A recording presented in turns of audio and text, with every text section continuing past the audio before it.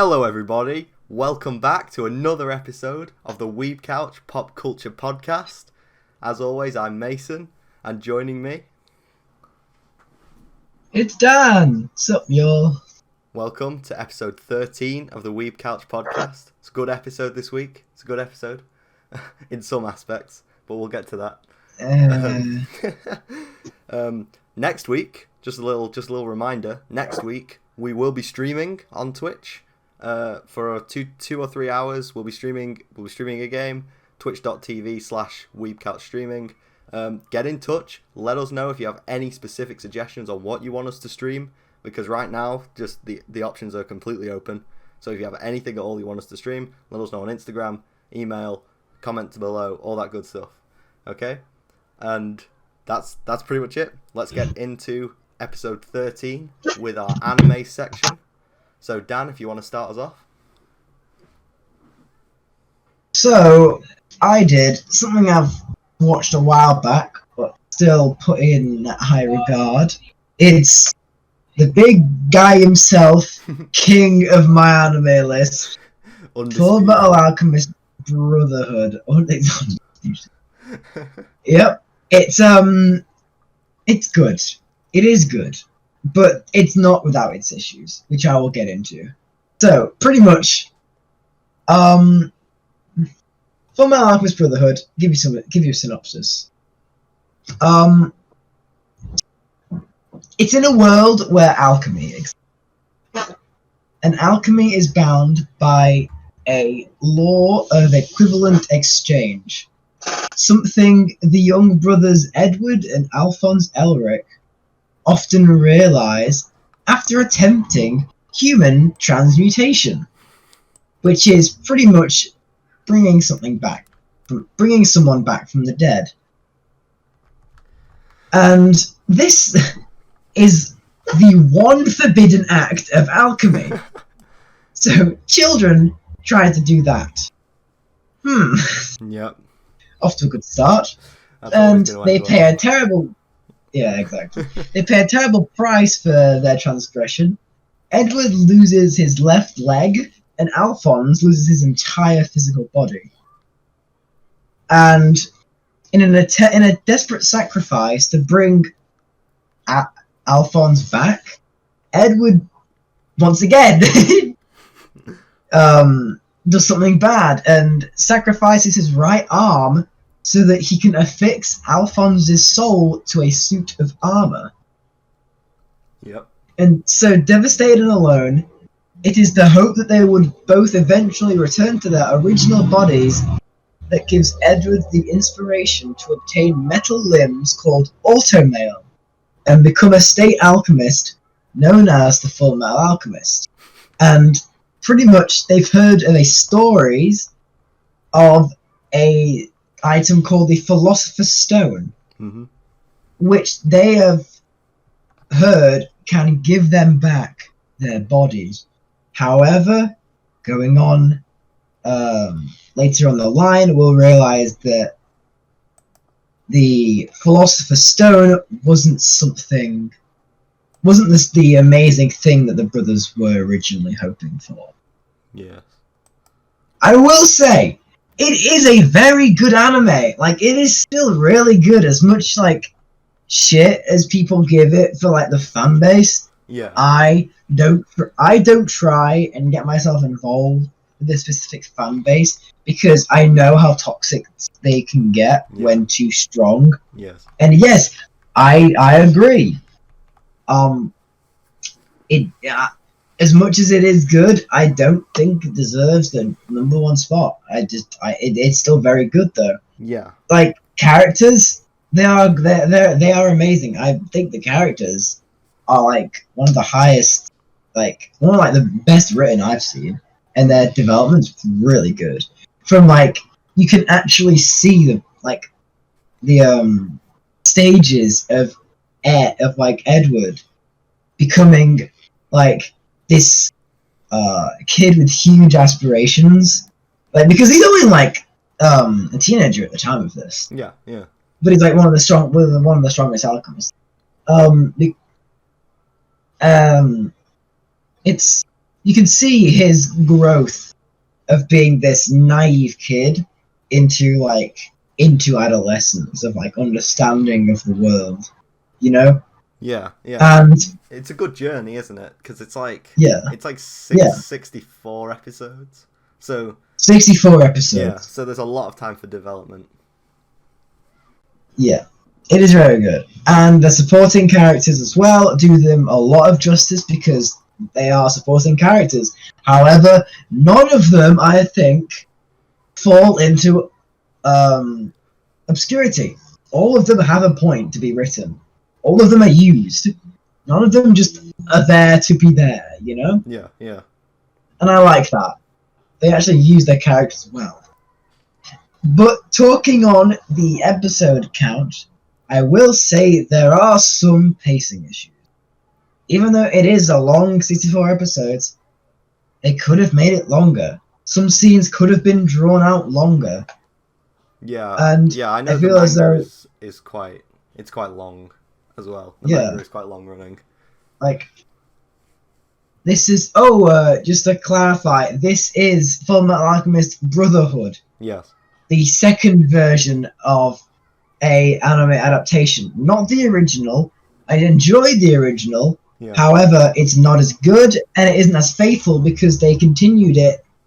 They continued it after the manga was on hiatus and wasn't finished. Yeah, They have their own ending, which wasn't as good. Yeah. Yes, exactly. And because of that, I'm not reviewing that. I'm reviewing the better version. In my personal opinion, this is better. However, there are things like pacing that the original actually does better. Yeah. And which I won't get into because spoilers, even though it's only a few episodes in, it's still quite heavy. We can probably guess what I'm talking about, Mason. Since you probably know the scene. Yeah, I think I know the scene. Yeah. Yeah, that one. It is done a little bit better in the original. However, it's still very impactful. Yeah, I would say so because I've seen the original and I agree that it's still good, but it could be a lot better. Yeah, like we don't get enough time. Yeah, exactly. In order to like feel enough. Yeah, and the villains, there are some top quality villains. Like I generally really like the villains in this. Yeah, I love because the villains too. It is like you feel for them. You actually understand where they're coming from. You end up understanding what they are. No spoilers, obviously. Yeah. But it's pretty much like I enjoyed whenever the villains were on screen because they had character. Yeah. They weren't this like unfleshed out cop out for the protagonist to defeat. Yeah. They were there for an even bigger cause. Like since this is a shonen, it's really hard to get like consistent, like multiple villains in a shonen.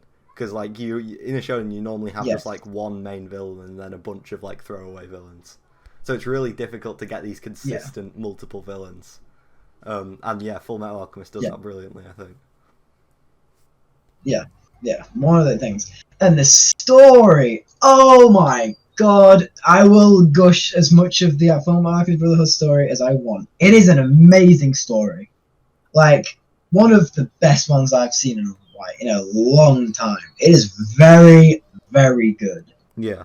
Like, the fucking twist in the end and the final villain, when you realize it, it all comes together. It's very, very complex with like how it does it, but like once you think about it, do some extra research, it all like things can't start bringing together from what you see in like flashback episodes and things like that. You know, it actually I really enjoy how they did the story. The story's really good. Yes. Exactly. And if I can think, just trying to go on. Enjoyment wise, I have very much enjoyed watching it. It was always fun to watch because of the characters, because of the way the plot was going. Like, it was still a shonen. It still had its joking moments, the constant joke of Edward being small.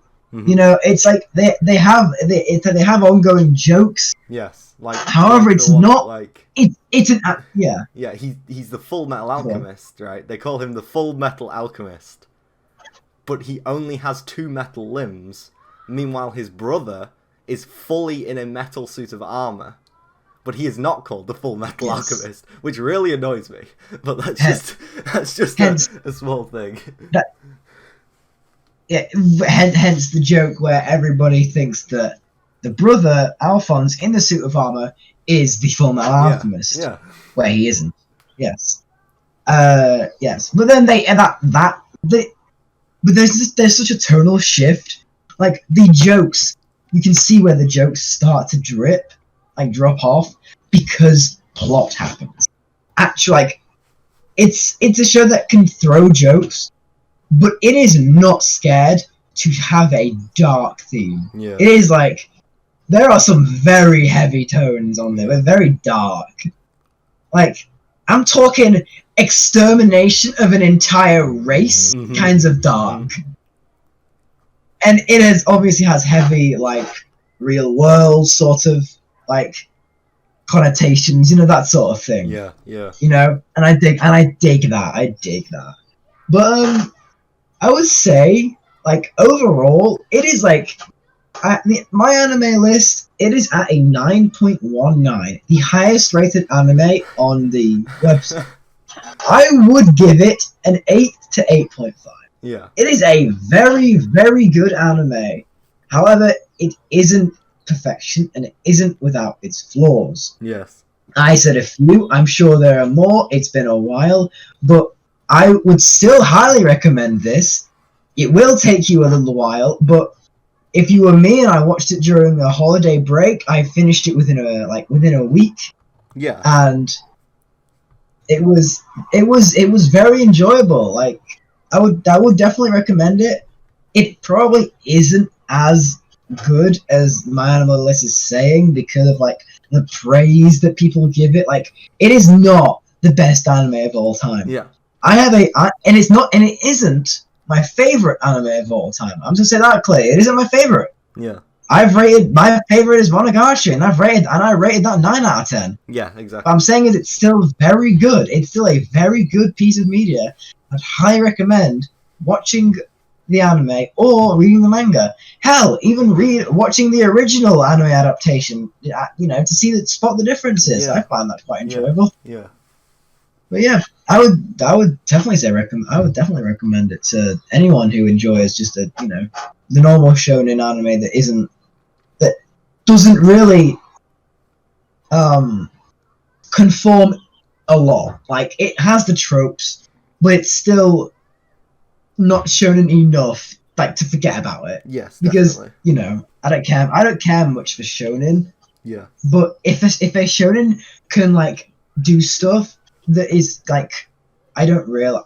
If a shonen can make me not think it's a shonen, then I'm fine with that. Yeah, That's what it's I'm sort saying. of like what you talked about last week with the saga of Tanya the Evil. Yes.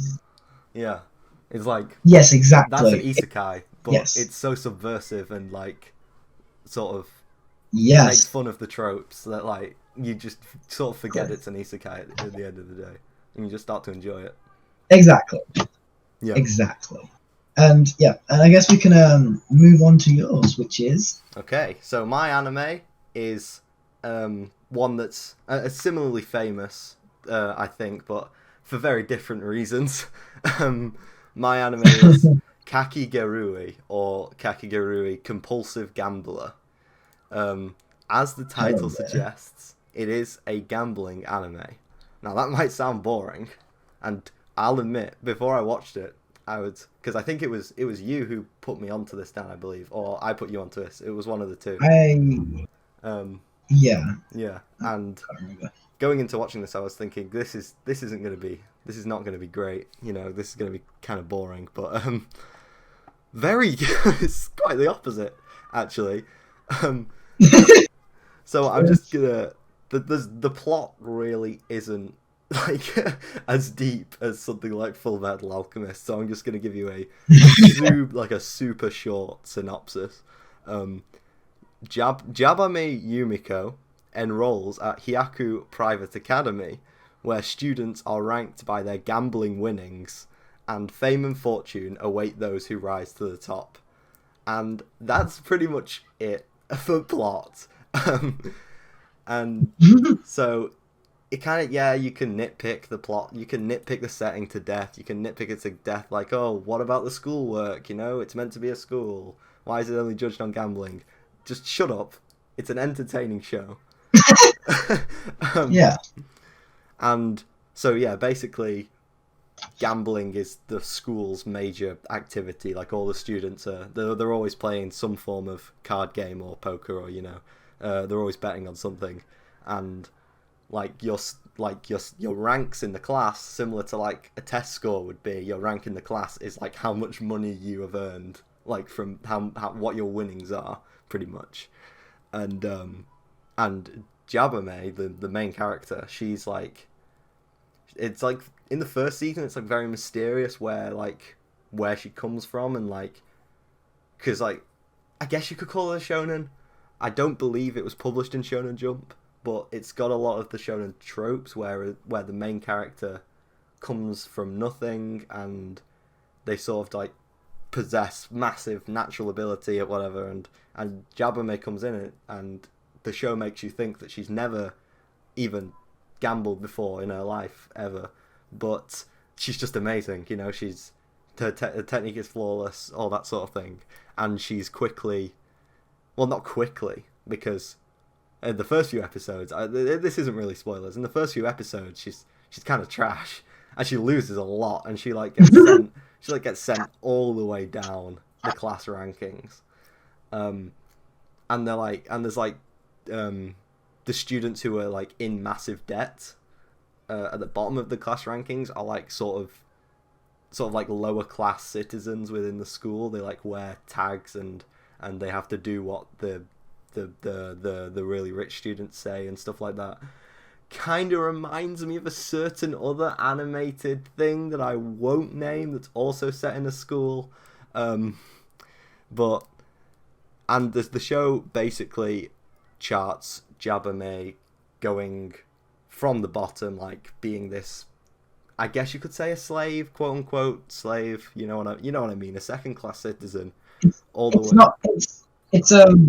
You can call them a mitten, because that's what the female's called. It's Yeah. pretty much like they are like referred to as animals because they're like, because they are like in debt. They're like extremely dehumanized, and like, and so they give them tags pretty much. So like they may as well be animals, and they, like you said, they are like assigned someone pretty much. Yeah. And so like they pretty much have to just do their bidding. Yeah. Like, you know, just like do shit for them. Yeah. That sort of thing. Because of their debt, to pay it all off. Yeah. And then, you know, once they're out of debt, they can, you know, have it provoked. Yeah. But if you're even more in debt, then you can have something called a life plan, which is do that job, but for your entire life.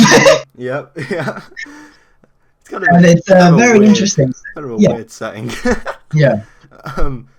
It's very strange, but I do love how I don't know if I'm just the only person who thinks this, but I personally think that Yumiko intentionally, like, not intentionally, but half intentionally made herself lose so that she could make herself go through all of the like stages to get to the top, because all she cares about is gambling. Her thrill is from gambling. Yeah.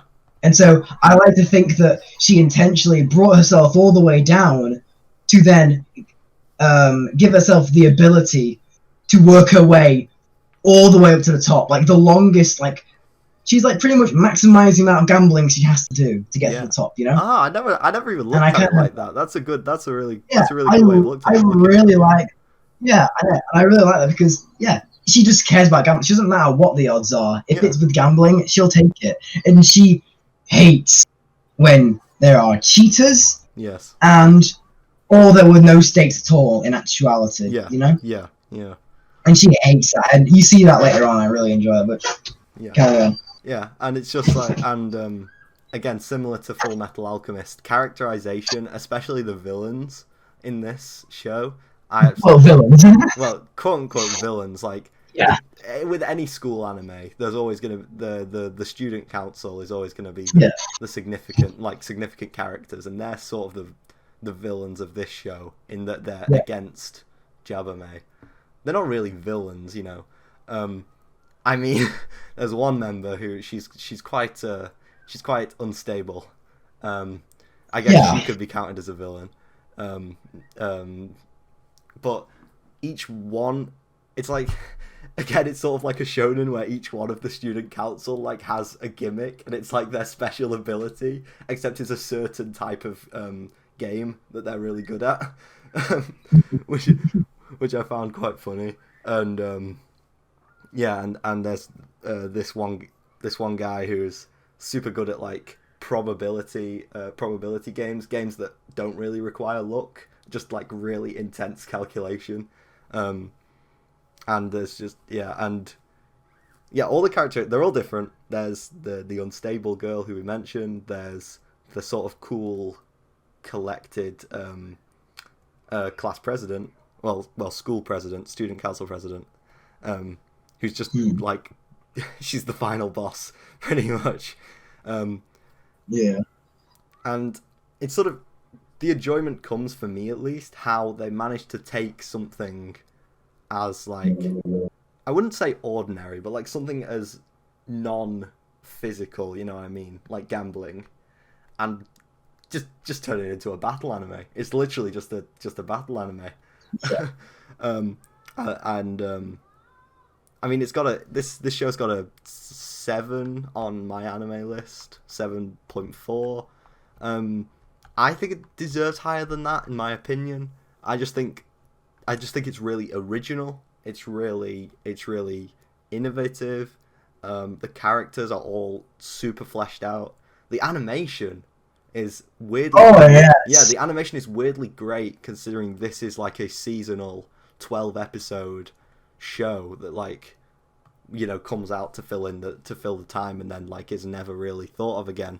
But it was obvious that the production studio didn't think that people were gonna, you know, jump on this in the way that they did. But it became really popular, and season 2 was announced. Season 2 was made, and they didn't plan for that. So it's like, it's really good. It's really great to see how surprisingly amazing and like thoughtful the animation is, because it's super unique as well. The character designs are quite unique. And yeah, it's just sort of wholesome to me that it was meant to be just a time waster, time filler, 12-episode seasonal anime, but it became so popular and everyone sort of jumped on it, and because it's really good. It deserves the popularity. So this is on Netflix, also on Crunchyroll or whatever. Giving Kakegurui, I'm feeling an 8 on this. I wouldn't say 8.5, purely because like there are some episodes where it sort of gets a little bit samey, but on the whole, I'm saying an 8 for Kakegurui. Very good anime. Okay, so let's move on to manga, and I'll move straight on to my manga. Hugely popular anime of 2020. Definitely the most popular anime of I mean manga. My mistake. Definitely the most popular manga of 2020. A lot of people would say the best manga of 2020, but I haven't read a ton of manga from 2020, so I'm not going to say that. My manga, of course, is Chainsaw Man. What could I say about this manga that hasn't already been said before? There's an anime adaptation on the way this year from Studio Mappa, which I'm really excited for because they've done great work on Attack on Titan Season 4 so far. And it's just proven that they can handle some of the more high-concept stuff, which Chainsaw Man definitely is. So, just a quick rundown. It's a shonen anime about a boy called Denji, 16-year-old boy, who is like this orphaned street kid. You know, he's down on his luck. He's got no one, except one day he finds this dog. This dog's like injured, lying in the snow, and he finds him, and it turns out the dog is like a devil dog. And this is in the first chapter. This is when the narration is like, oh, by the way, in this world, humans and devils live in not live in harmony. They They don't live in harmony. they don't live in harmony. They definitely don't live in harmony, but they inhabit the same world. And it's like, oh, okay, thanks for telling us that from the start, I guess. So Denji nurses this dog back to health called Pochinta. Absolutely adorable. He's got a little. Oh, yeah. He's like a little. He's like a fat little ball dog, and he's just got like a chainsaw coming out of in between his eyes because he's the chainsaw demon. And once again, this is a shonen, so every character has their unique gimmick. So all the demons are like the demons of something, and they like hold the power of that certain thing. So the story, like the early chapters, it's just Denji getting money, going about his business, just trying to survive, and he gets in deep with these gangsters. He takes out a loan with them or something. He can't pay them back, so they like beat him up and leave him for dead. And Pochinta, like, he wants to repay the kindness that Denji gave him, so he sort of like fuses with Denji's heart, and like makes him into a devil man. They're called. So Denji is now the chainsaw devil, and what that entails is he's got like a chainsaw cord on coming out of his chest, and when he pulls it, his head and both of his arms turn into chainsaws. And the manga goes from there. It's pretty wild. So Denji is taken in by this demon hunting organization, and it's like, because Denji is just so powerful. Obviously, he's a shonen protagonist. He's just so powerful. His natural ability is just so high that they have to use him. So the manga then takes on it's sort of an episodic format where Denji goes around Japan, just helping the organization kill demons, because obviously since he didn't start out as a demon, he feels no allegiance to the demons. So he's like, yeah, sure, as long as this is the job, as long as you pay me, I'll kill him if you want. And some anime characters have the greatest of motivations. You got characters like Sasuke, who wants to redeem the honor of his clan. You got characters like Levi in Attack on Titan. But then you have characters with no motivation, with much simpler motivations, such as Goku, who just wants to fight strong people, or Denji, who just wants to touch boobs, because he's 16 years old. He's never had a girlfriend, and sort of there's this running joke where any female character can easily get him to fight these really strong demons if they give him a kiss on the cheek, or they hug him or something afterwards. And it's just, Denji is so dumb that he's not dumb, but he's horny. He's horny. He's like people dumb. He is a lot. He's a lot like Goku. He's dumb, but when it gets to a fight, he's incredibly sort of tactical minded, and he knows what he needs to do. And the manga is, goddamn, the action scenes, because most of this manga is just about Denji killing other devils. The action scenes are absolutely brilliant. You get Denji versus Katana Man, the Katana Devil, who's literally the same as the Chainsaw Man, except his head and his two arms turn into swords. It's just Shad Man, but with a katana on his head. It's literally Shad Man, but with a katana on his head. Yeah. And I'm all for that, to be honest. It's just a design. It's great. You get Power. Power is another devil who's working with the devil organization, and she's the blood devil. So that means she can control her blood, control other people's blood. She's Scarlet from Mortal Kombat. I was going to say she's a bloodbender. Yeah, she can make weapons out of blood and stuff like that. Very cool. And as for the human characters, or the investigators, the exterminators, sort of like Tokyo Ghoul. With the investigators in Tokyo Ghoul, they have weapons made out of the ghoul's kagunes. in this, the investigators can make contracts with devils to like get a portion of the devil's power, and that just leads to some of the most craziest stuff, which I won't spoil. But there are like every other issue is basically a gigantic, bloody, gory, just the man's got chainsaws for arms. This isn't going to be like the clean. This is not going to be like a clean cut like martial arts anime, manga or whatever. Like it's very gory. But, the mangaka, I believe, is Fujimoto or something along those lines. He also wrote Fire Punch, which I did review on this podcast. Another very good manga, and a lot of the themes that were very much explored in Fire Punch, like loneliness and isolation and revenge and very like mature themes, are sort of flipped for laughs in Chainsaw Man, where like Denji is obviously has been alone his whole life, and it's like if this loneliness has taught me one thing, it's that I really really need a girlfriend. That's what he takes from his 16 years of isolation. I mean, fair enough, bro. You do you.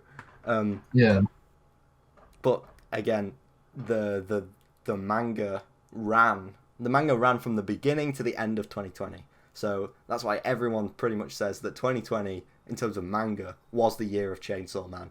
The hype and the popularity that this series got was off the charts, like insane, and it's deserved. I think it's deserved. But like Fullmetal Alchemist, it's not the greatest thing ever, and a lot of people are saying it's their favorite favorite manga, whatever. It's not my favorite. It's up there, but again, it does have flaws. It is a shonen, so it is quite formulaic, in that he trains, then he battles someone. He trains, then he battles someone. It's very formulaic, but I think the characters and the uniqueness of the characters make up for that. The artwork is absolutely stunning. Obviously, this is a world inhabited by devils, so every single devil looks completely different, and I could go on about the art for ages. I think with Fire Punch, Fujimoto didn't really get a chance to flex his art muscles because a lot of that manga takes place in just like a snowy wasteland, just white. But this takes place in Tokyo. And it's just, it's brilliant. The artwork is absolutely brilliant. Chainsaw Man, I'm giving a 9 out of 10. It could stray a little bit from the shonen formula, but there is a part 2 for the manga that's coming. No release date, but it's happening. There is an anime adaptation coming in 2021. No release date, but it's happening. Chainsaw Man, I hope to see it continue, because the formulaic version of the formulaic stuff in Chainsaw Man means that it could go on for a long time. Stuff like Naruto, Dragon Ball. It could be a great shonen like that. I could see Chainsaw Man being regarded in the same way as Naruto or Dragon Ball is. I could see that, and for that reason, it's a 9, and I'm super excited to see where it goes in the future. Now, I have talked for a long time, so I'm gonna hand over to Dan for his manga. Okay. So, my manga, it's a bit of a doozy, and by doozy I mean the context of it. It's very strange. Okay, so my manga is called All You Need Is Kill. So, All You Need to Kill is a manga that is based originally off of a light novel. All right. And I shall tell you the synopsis, and it may sound quite similar to a certain Tom Cruise movie. Oh god. Okay. So, strange creatures known as mimics have invaded Earth, sparking a global war that has humanity fighting for survival. In response, mankind forms the United Defense Force, a joint organization whose purpose is to overcome this new threat. And this new recruit, Kenji Kiria, is immediately killed after his very first deployment, but to his shock, he wakes up exactly 1 day before his unit was dropped into a mimic invasion. Oh, I see. After experiencing the same event yet again, he realizes that he is stuck in a time loop triggered by his death. As he relives the day of the battle hundreds of times, Keiji begins to make use of what he has learned about the phenomenon, gradually building up his strength and improving his skills so that eventually, when he comes face to face with death once more, he will be ready to change his fate. So, obviously, you may hear that this plot is very similar to the movie Live, Die, Repeat, Edge of Tomorrow. Yeah. With starring Tom Cruise. And, funnily enough, that movie is based off of the original light novel.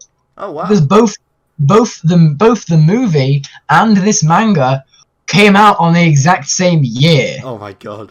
I actually didn't know the movie was based off on a light novel. That's cool. Yeah, it was yes, it's based off of All You Need Is Kill. Yeah. And so bringing in the artist who did Death Note. Oh my god, is that Obata? Obata? Yeah. Yep. Takeshi Obata did the art for this. Brilliant. I'm already on board. I'm already on board. It is pretty good. It is pretty good. It's like, hold on, let me get my thoughts together to remind myself of how it is. Okay.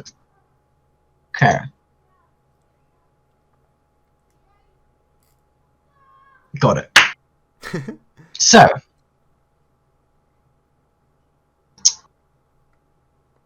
story-wise, let's start with story. I think that, like, just genuinely, the concept, I love the concept. I love time. I love how it functions. I love going into the future and past and how media does that. I love seeing when they do it right and when they do it wrong, so I can laugh at them. Yeah. And so I love this. However, with this, I feel as though it is probably the weakest in story with this manga because of its length. Yeah. It is a very short manga, being 2 volumes with 17 chapters. It is very short. Yeah. And so, because of that, hold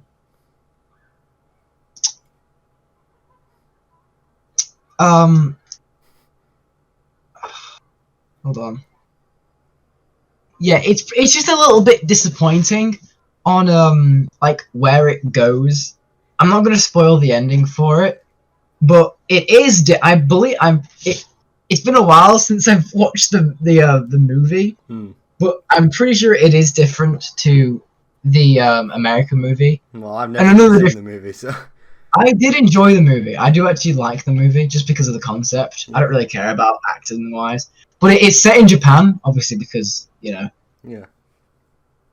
But because of its length, I've read that this story doesn't really do the light novel any justice because it feels rushed.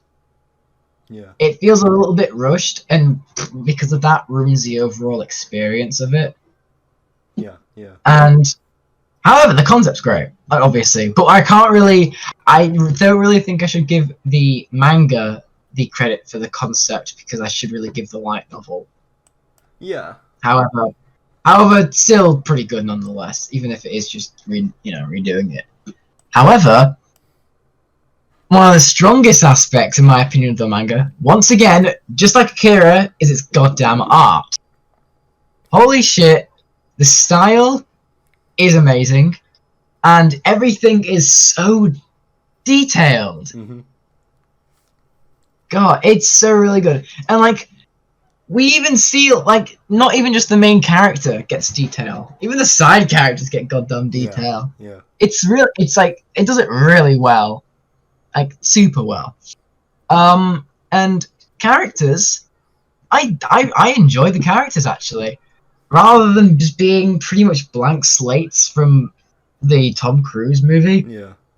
they felt alive. They really did feel like their personalities, like you could feel, like you could see how much the main character is changing because of the amount of loops he's going through. Yeah, And I love that idea, how he changes each time. yeah. That's something Yeah, I I really appreciate. like That's something I appreciate in films about like time Yeah. loops and stuff like that. Yeah.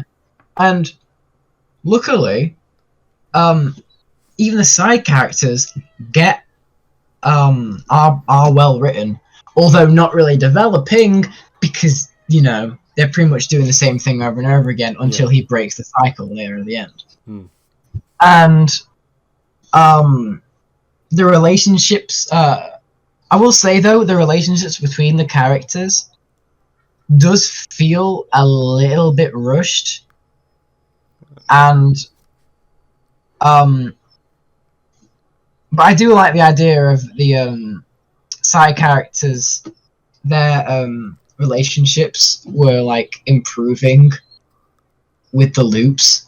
Yeah. As loops continued. Although I will admit that doesn't make any sense because the side characters wouldn't realize. Yeah, yeah. But that's just going too deep into it. Pretty much, the characters are good. The characters are in it are likable. They're enjoyable to read, and they have character. Is what I'm saying. The characters have character, which is always good. And enjoyment-wise, it is it is really fun, especially since I thoroughly enjoy the concept of time. And so and also like it helps a bit that the plot isn't overly concept for like the concept at hand. Yeah. Because time is usually very like a very big if you're doing something about time, the plot is going to be like fucking complex because like you have stuff like Tenet.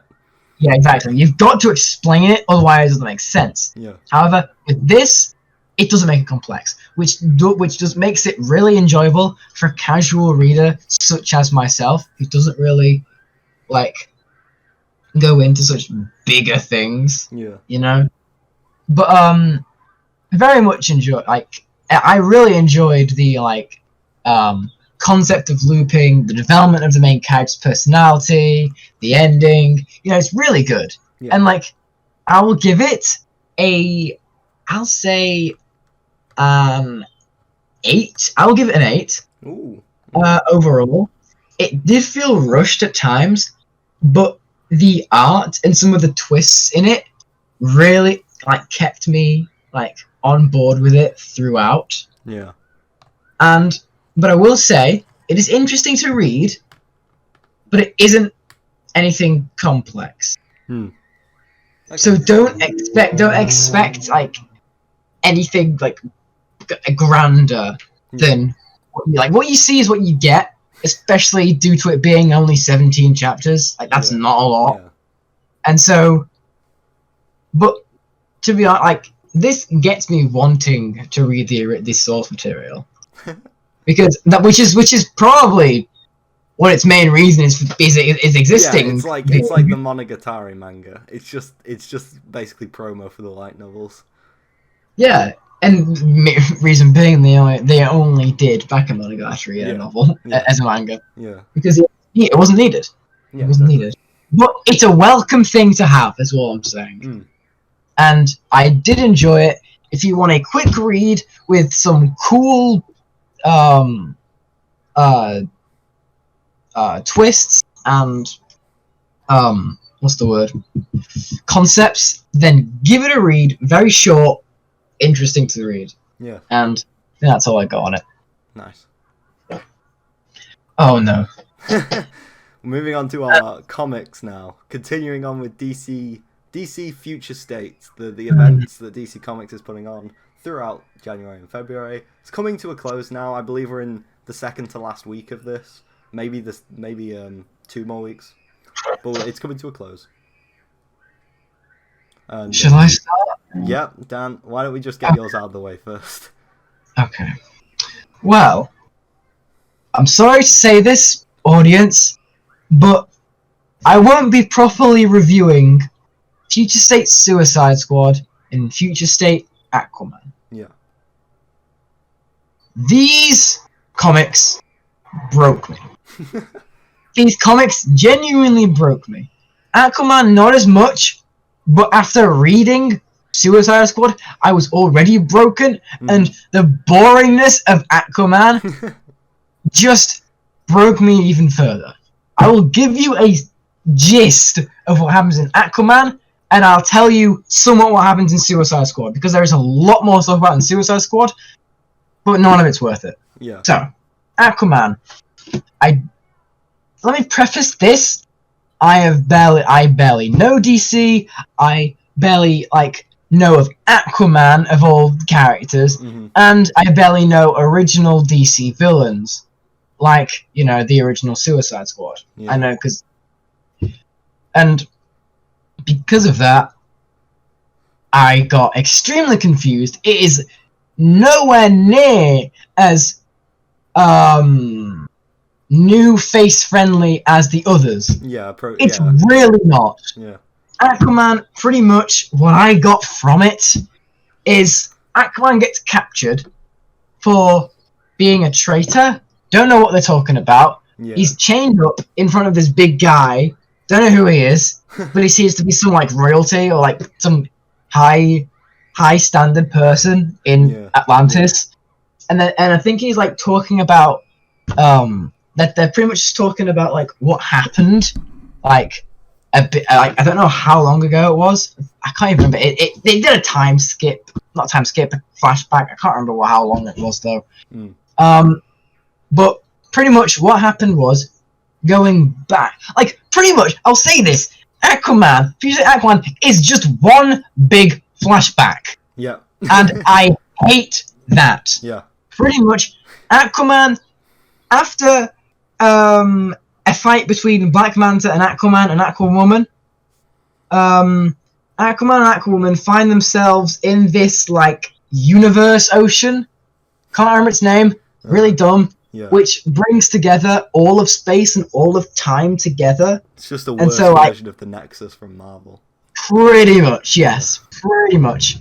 And pretty much just them going from universe to universe through this ocean, trying to find, their way home, but also along the way, Aquaman training Aquawoman to learn about her powers, because during this, Aquaman just found out that Aquaman had the ability to control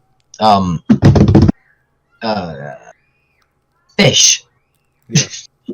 And so the best the greatest power. It's always been good since Aquaman was introduced in the 50s. It's always been the best power. Of course. But yeah, long story short, shit goes down. They jump off of it. They're swimming away from what looks to be an island, but is actually one big creature that has a mass on its back that looks like an island. They both get captured in some tentacles. Oh god. Superman, don't even. Aquaman breaks free, and he tries to save Aquawoman. She sacrifices herself by cutting off her own leg. But then Aquaman's all depressy about it. And then he's like, "Ugh, but you best unhand me, otherwise she'll be back." And it's it's in the first issue that it's hinted that she didn't actually die. Cut to the second issue. She's not dead. Wow, what a surprise. What a surprise. Not dead. She is confronted by these spiritual fish that it so confused me. It literally had me physically scratching my head in confusion of who they were, what they were. They were talking about their brother, returning their brother. No idea who they were talking about. They gave her a solid water, not ice, solid water leg, because she cut off her leg to stop the bleeding. Oh, no idea why they helped her. It doesn't make any sense. And then pretty much just shows her coming back, and then it ends on Aquaman saying, you made all these defenses from me by you guys thinking how strong I am, but not actually not showing you how strong I can really be. It's so fucking cheesy. Yeah. It's so bad. Yeah. It is awful. And it's Then like 5 pages is a fight scene, and that's it. Yep. And then they confront each other and hug each other after it's all over because Aquaman is back. She comes with a bunch of like mythical sea creatures from the other universes, and then they hug it out, being that it's fine. I'll help you through all this, and that's it. That's it. So getting rid of all of the flashback scenes, all we have in Future State Aquaman is Aquaman gets captured. Aquaman talks about a past experience with Aquaman potentially being dead. Aquaman realizes his true strength, breaks free. Aquaman comes in to help him save the day. They hug it out, and that's it. That's it. It's the most boring thing I've ever read. And I read Shazam. Yeah. I read Shazam, and I found it even more boring than this. And even if you're a fan of Aquaman, don't read it. Nothing happens. It's not about Aquaman. That's killed me. It's about Aquawoman, but it isn't even about Aquawoman. It's like nothing happens in it. And I hate it. It's like a 2. Don't watch it. Jesus. Read it even. Don't even read it if you like the character or want a 100% complete future state. It won't. It'll waste 20 minutes of your life. Don't bother. Don't even do it if you want to get True Jedi on Future State. Oh. Then now we have Suicide Squad. Oh god. Suicide Squad is a collection. It is a story about the Justice League. It is a story about the Suicide Squad, and it's also a story about the Justice. Is it Legion? Justice Society? Something different. Society? Justice. I can't even remember them, but they're called something different because it's in the future. Yeah. It's in the future, pretty much. So it's not called the future. It's not called the Justice League anymore. Yeah. They're all terrible. All of them. They're all really bad. Pretty much, Future State Justice League. Justice League is no more. Yeah. So the woman who usually takes care of the Suicide Squad is now taking care of a fake Justice League, who comprises of Wonder Woman, who isn't Wonder Woman, the Flash, who isn't the Flash, Batman, who is like pretty much a fucking serial killer, a Superman who is a clone of Kent and someone else, and then you have Martian Manhunter, who is Clayface, and then you have I think that's it. Yep. That sounds it. That sounds like. No, there's someone else. There's one other person, but they're so forgettable because they do absolutely nothing. Yeah. They are killed off in the first 20 pages. Batman's killed off in the first 10. Oh man. Oh my god. Sucks. It's like, oh my god, and it's called Future State Suicide Squad. In the Suicide Squad one, we get like 10 pages of their story. Not even 10 pages. And it's just Black Manta dying because they've come from a different universe. That's it. God. That's all it is about. God. And like, Justice League is linked with Suicide Squad. But then you have another story in it, which is about Black Adam. Oh my god. It was completely different. Oh. It's completely in a different place. It's like, it's doing so much. It's like, why didn't you just focus on the Justice League or even a Suicide Squad? Because 20% of the Future State Suicide Squad comics have the Suicide Squad in it. It is bad. Yeah. The fight scenes are terrible. Nothing happens. We get 10 panels of actual fight, of like actual throwing punches. That's it. Yeah. It is so bad. And to think there would be more because there's like 20 of them there. Mm-hmm. No, that's it. We get 10 panels and that's it. Because 2 characters blow up because they have the fucking grenades in their necks.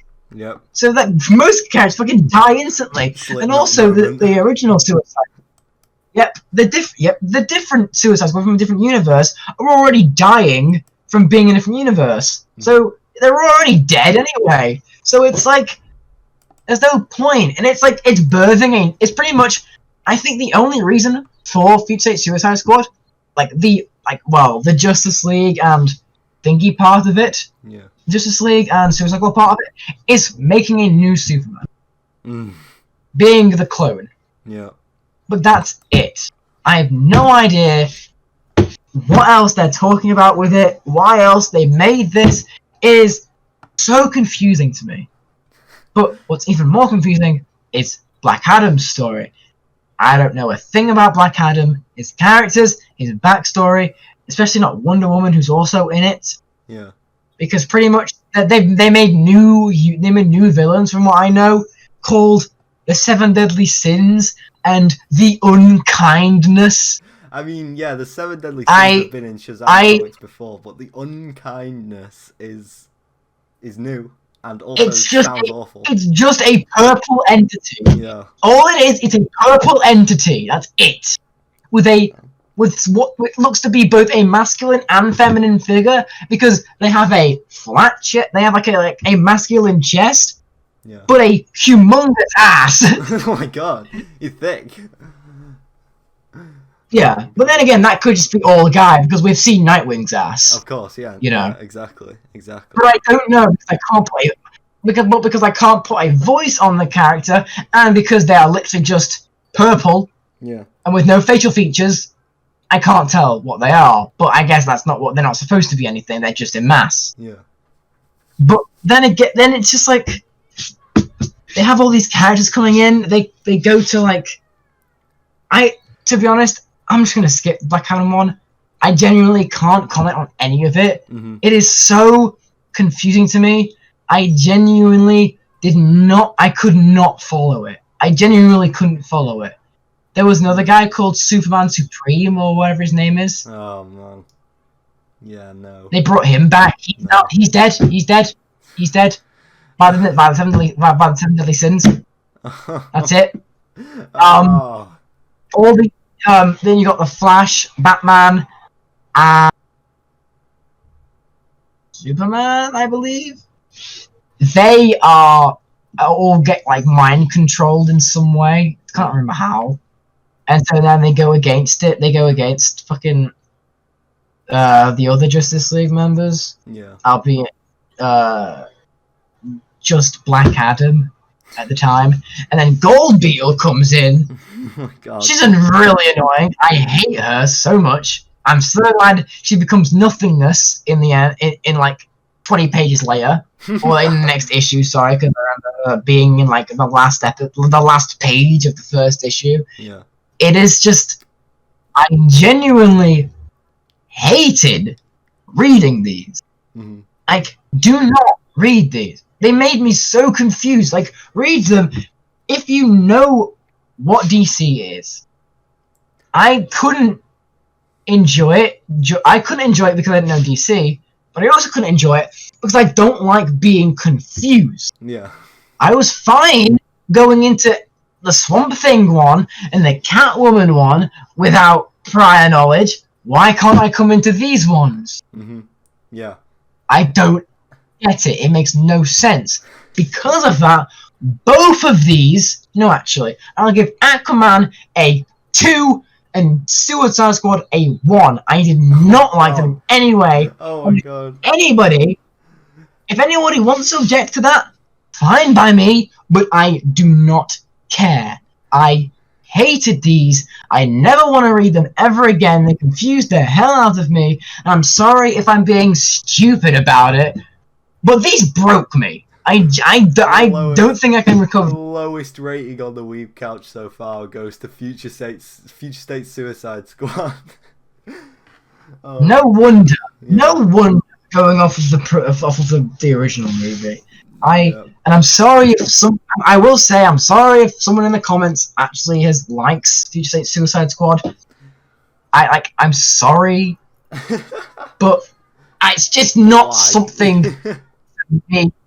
No, you can like it. I'm not gonna do a YouTuber apology and be like, I'm sorry that you think that you're in the right, but you're wrong. Yeah. I'm saying, I'm sorry that I cannot be in similar opinions to you. However, to me, it just didn't make any fucking sense. I just hated it because they tried to do so much with such little. Like, they were already, the longest I've read was 65 pages, but they still have made 65 pages into 3 individual things. Yeah. What was the point? Just make them individually. Yeah. Don't mess it up. I just move on. I just don't care about these anymore. They suck. To me, at least, they suck. Yeah. And that's all I have to say about them. I did not like them in any way. Yeah. All right. And I'm being that is the most brutally honest I've ever been with these comics. With Shazam, I gave it some leeway because I didn't understand it. Yeah. And because I haven't seen Shazam much. But I know about the Justice League. I know who they're in. Yeah. But they just didn't make any fucking sense. So, and that's why I'm being brutally honest. I've had it. I don't like being confused. Yeah. And that's it. That's all I have to say about these. Right. We're gonna move on really quick to my comics then. Well, for a guy who repeatedly says how much I hate Superman and his character, I seem to cover Superman an awful lot on this show.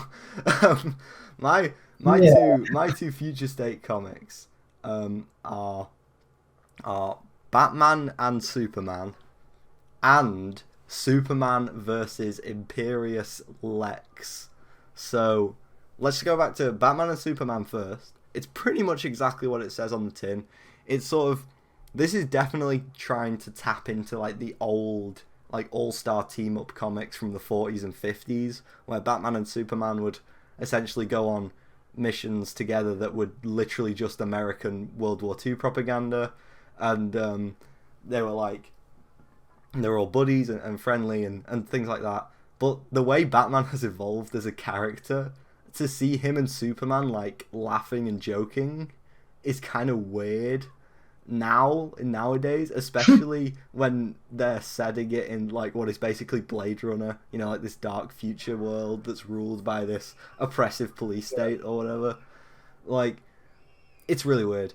But in terms of plot, the plot is kind of, you can tell that they're banking on the interaction between Batman and Superman being the main drawing point here, because the plot essentially is just in Gotham there's this like drug thing that's going around that like changes your head into the head of an animal. Like, think BoJack Horseman. Like the people from that basically turns you into a BoJack Horseman character. And but there are like side effects, and it kills you after a certain amount of time or whatever. So Batman is stepping in to shut it down. Superman comes in to help him, and that's literally it. You know, they fight these people that have got animal heads, and it's just, that's it. It's boring. I didn't like this one because it's boring. I also didn't like this one because they ham up everything I hate about Superman's character. And I know why Batman and Superman are like the pair, that they're always paired together, because obviously Batman is this darker character and Superman is this, like, you know, country farm boy, you know, optimistic, sees the good in people kind of guy. And I get why that pairing works, and usually it does work, but they ham Superman up so much in this. Like, they've just been in a massive fight scene. Like, they've just been fighting all of these, like, super strong, mutated animal hybrid people. And they've revealed their plan to, like, destroy Gotham or whatever. And Superman still goes up to the leader, and he's like, you don't have to be like this. You know, you can be good with these powers that you have. And for some reason, like, halfway through the second issue, it's revealed that they have, like, the mutated people have powers. Where in the first issue, they were just people with animal heads. And it's like, okay, we'll carry on. And Superman is, like, trying to convince this guy. And it's like, I get that Superman sees the good in people, but not to this extent, you know? It's so forced. And I already don't like Superman. I hated him so much more in this.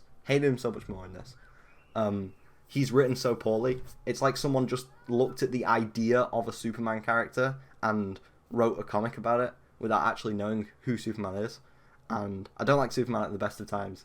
I really didn't like him in this. Batman may as well not be in it. It's clearly a Superman comic. And that kind of sucks because it's set in Gotham, and the main villain is Professor Pig, who is a Batman villain. But it's sort of just, it's Superman featuring Batman. And it's just, I hated it. I didn't like it. Once again, like I say, it's super simple. That's literally all I could say about this comic. So, Future State, Batman and Superman, I'm giving it a 4. Moving on super quick to Superman versus Imperious Lex. Now, this one gets a higher rating from me just because of the concept alone. Basically, after being beaten again and again by Superman, Lex Luthor decides to just leave Earth and go to a random alien planet where he then sets himself up as the ruler of this entire planet and renames it Lexor. And all of the aliens on Lexor look up to him as a god or whatever. And it's so crazy. Lex Luthor has always been a bit of a meh character. I get that he's Superman's arch nemesis, but he's always just sort of been that generic evil genius guy. But here he's he's straight up like a fascist dictator over this planet. It's so weird to see. And he's wearing all these fancy alien robes, and he's got a cigar, and he's walking and he's just surveying all of these troops. And it's so weird. And obviously this is set in the future, so Superman and Lois Lane are also in this. They're both quite old, which again, I don't want to nitpick, but in the Wonder Woman Future State comics, it's revealed that Superman doesn't age at the same rate as a normal person, except in this comic, he's as old as Lois Lane is. So that's, but anyway, and they're both old, and Lex Luthor had but Lex Luthor looks like he always did. He looks youngish. He looks like a middle-aged man. But then in the second issue, he's in the bath, and he gets out of the bath, and his body is essentially just dead. It's all wrinkly and thin, disgusting, and he but you don't see his face, but then you see him put on the face mask. So, only his face is young, and it's the rest of his body is just all, gnarled and yucky. But, again, this comic is concept alone. Lex Luthor has his own planet. That's pretty much it. There's, this thing about crystals that produce limitless energy, and Lex Luthor wants to keep... And they grow on Lexor, and Lex wants to keep them all to himself so he can sell them at, super high prices. But Superman's no, you should just give them to planets that need them. And so he's just creating communism. Not capitalism. Capitalism. It's creating capitalism. capitalism. I was literally about to say this. It's an anti-capitalist comic book where Lex Luthor is made out to be the villain by not wanting to give away his planet's resources for free. He wants to charge for it. And because he's the only person in the market, he can sell them at super high prices. He's creating a monopoly. Exactly. That's all he's doing. Exactly. But I'm giving Superman versus Imperious Lex a 6 because it was quite funny to see Lex Luthor own a planet. It's concept alone, really. It's only concept. There's not really much in terms of substance. It was fun to look at Lex Luthor's skeletal body rule a planet and create a cryptocurrency. Yes, that's literally all it is. I can see Lex Luthor in this. I could see Elon Musk. It's just Elon Musk in 10 years or whatever. Lex coin. It's pretty much what he's making. So yeah. Superman versus Imperious Lex, 6 out of 10. These comics that I've reviewed are better than Dan's by the sounds of things, but again, they're nothing really to write home about. And hey, I may be going completely over the top with mine, but I need, just like Mortal Kombat Annihilation, I need an outlet. Yeah. And luckily, I have this platform. Yes. So, There you have it. Oh, Future God. State. Most is boring. Yeah. But from what Mason's been here reading, his actually sound decent. But I've been drawing the short straw. Like he lets me pick first. Yeah, Like I know, I've been just. I'll let you pick first, and then like when you picked last week, well, a few weeks ago when you first picked Shazam, I was like, oh, okay, if you really want to, look how that turned out. But I actually thought that just that Suicide Squad was going to be good, so I was like, I'll let Dan have that. Just enough with like the over the topness and screaming about it. Just my main concern with it, the one thing that made me confused in the first place, was that it's so clustered with ideas, but it never expands on any of them, and so you're left with the only knowledge that two things. One, Black Adam is about to fight the Unkindness, and two, How exciting! there is a new Superman, and that's it. Great. This was only made, I think, to show the new Superman, which is the clone of Kent. Yeah. And I just feel as though, just like Shazam, it's a placeholder. But it's such a bad placeholder. Like at least with It's just straight back. at least with Shazam, it had substance. This has no substance. I don't think, at least. It is boring, and that's the worst thing. But yeah, sorry, I had to just get that out of the way because I realized that many people may not have been realized my annoyances with it from my screaming. So just wanted to get that final sentence of it out of the way, just so that people realize what my main gripe with it is, so that I can calm myself down and talk about some good things actually. Yes. So we will move on now to our video games, and I'm gonna jump right in with my the third part of my Batman Arkham series review. The final part. There is only 3. There will always be only 3. There is only 3. There is only 3. And the third one is the conclusion to the trilogy, Batman Arkham Knight. Now, I'm not going to talk too long about the mechanics of this game because gameplay-wise, it's very similar to Arkham City, which I reviewed last week. Arkham Asylum was sort of a different kind of game to City and Knight. And with City, Rocksteady Studios obviously found that they'd struck gold with that. So Arkham Knight, the gameplay is extremely similar. Combat encounters, predator encounters, gadgets, stuff like that. But in terms of the plot, now I mentioned that last week that the Arkham City plot was kind of convoluted and weird. Arkham Knight is absolutely just wow. So the short version, because this is a long game, like a lot of stuff happens in this story. Not all of it is needed. Short version, there are 2 branching storylines, as there are in Arkham City. Number 1 is Gotham becomes under siege and is occupied by a military force, like a private military, that is led by the Arkham Knight. The Arkham Knight is a completely new character made for this game, and he has ties to Batman's past. It was always said from before the game came out, it has ties to Batman's past. He's a very significant figure, and sort of the main narrative of this game goes from you trying to get him out of Gotham pretty much, because he's just he's got a ton of tanks, he's got a ton of soldiers, he's just set up points all around the city, because he wants to weed Batman out and just take him down. That's all he wants. He wants to kill Batman, because of something that happened with him and Batman way back that you discover later on in the game, which I probably will spoil at some point during the review, because it is the worst secret I've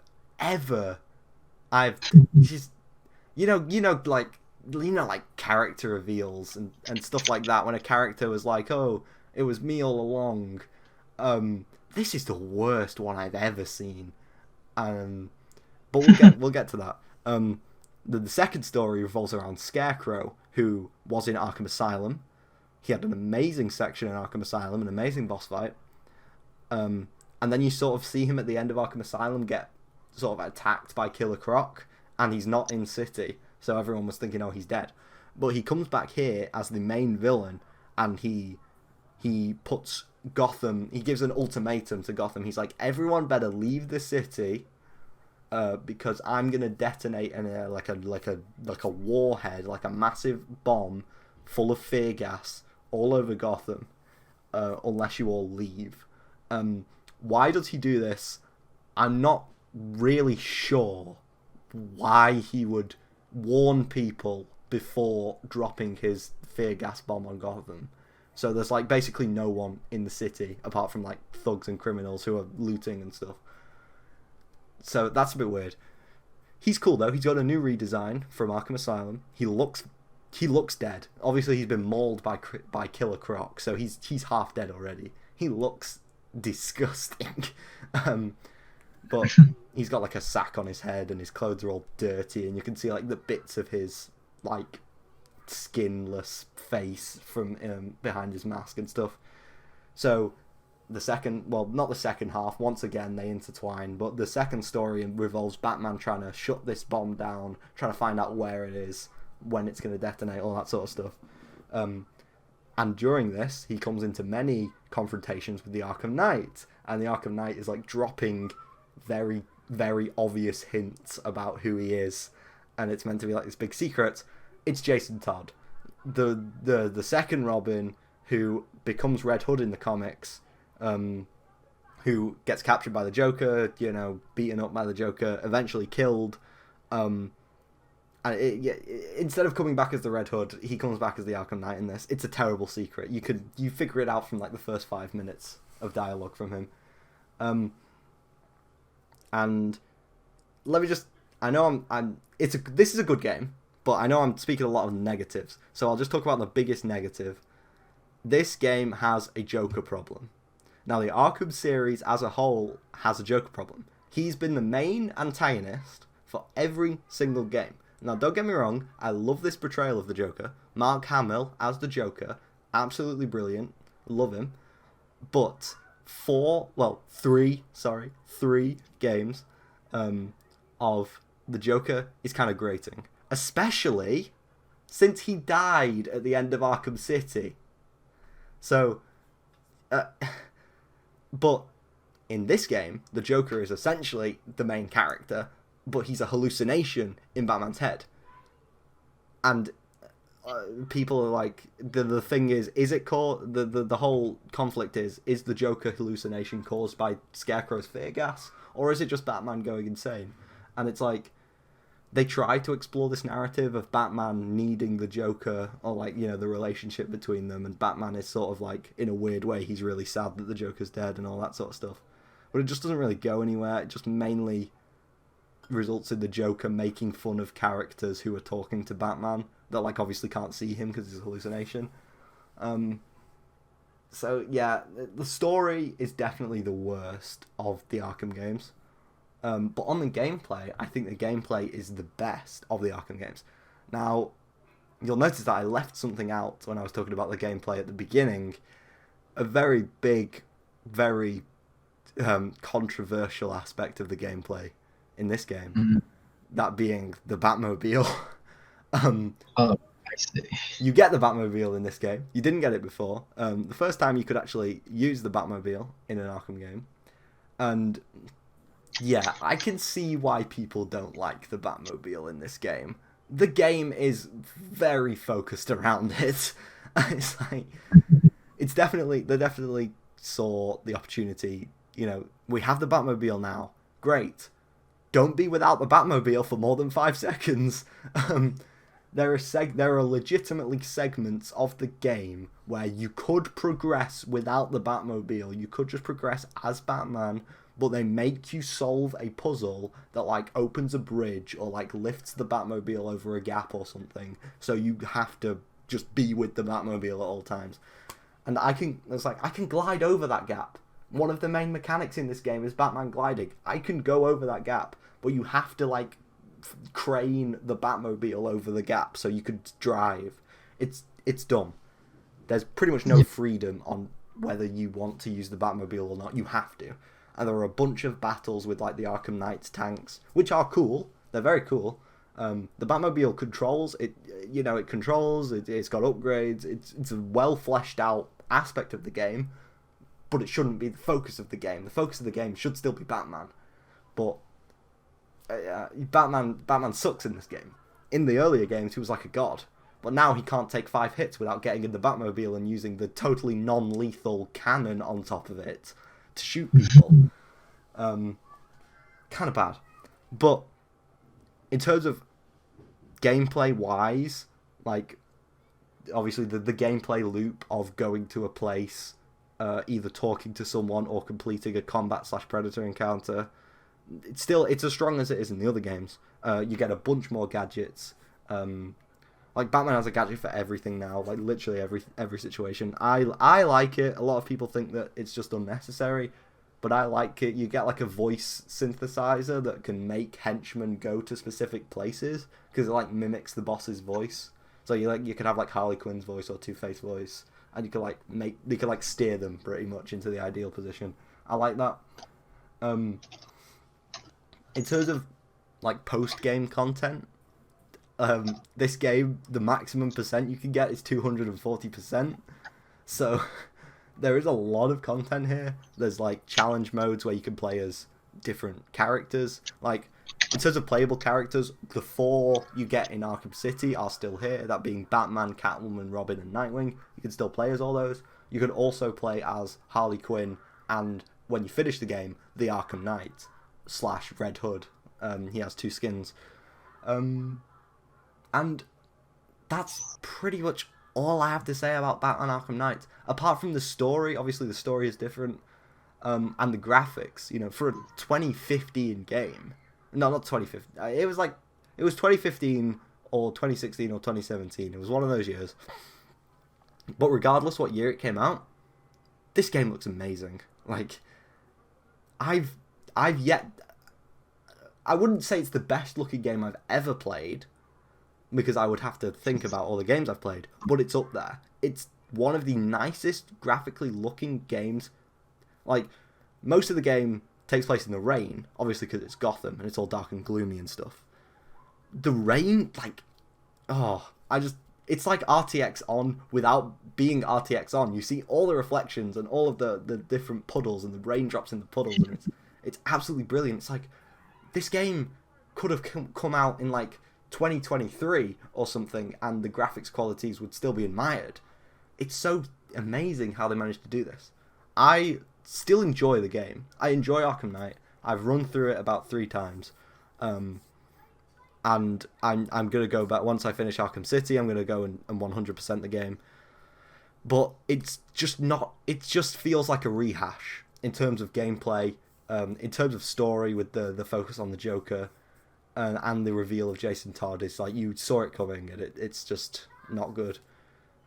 So it's as good as the Arkham games, but I'm going to mark it some points lower because it does feel like they looked at it and it's like, what did we like about Arkham City? Alright, we'll put that in, and then we'll add the Batmobile because people have been asking for it.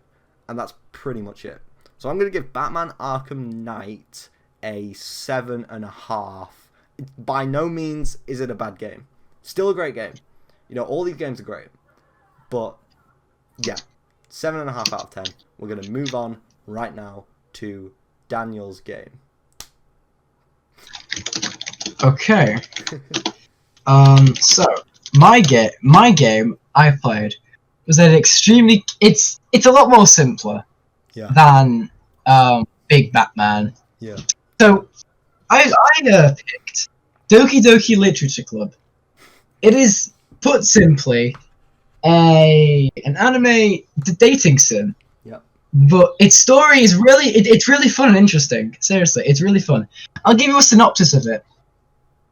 It's an extremely cute game. It's character models and characters.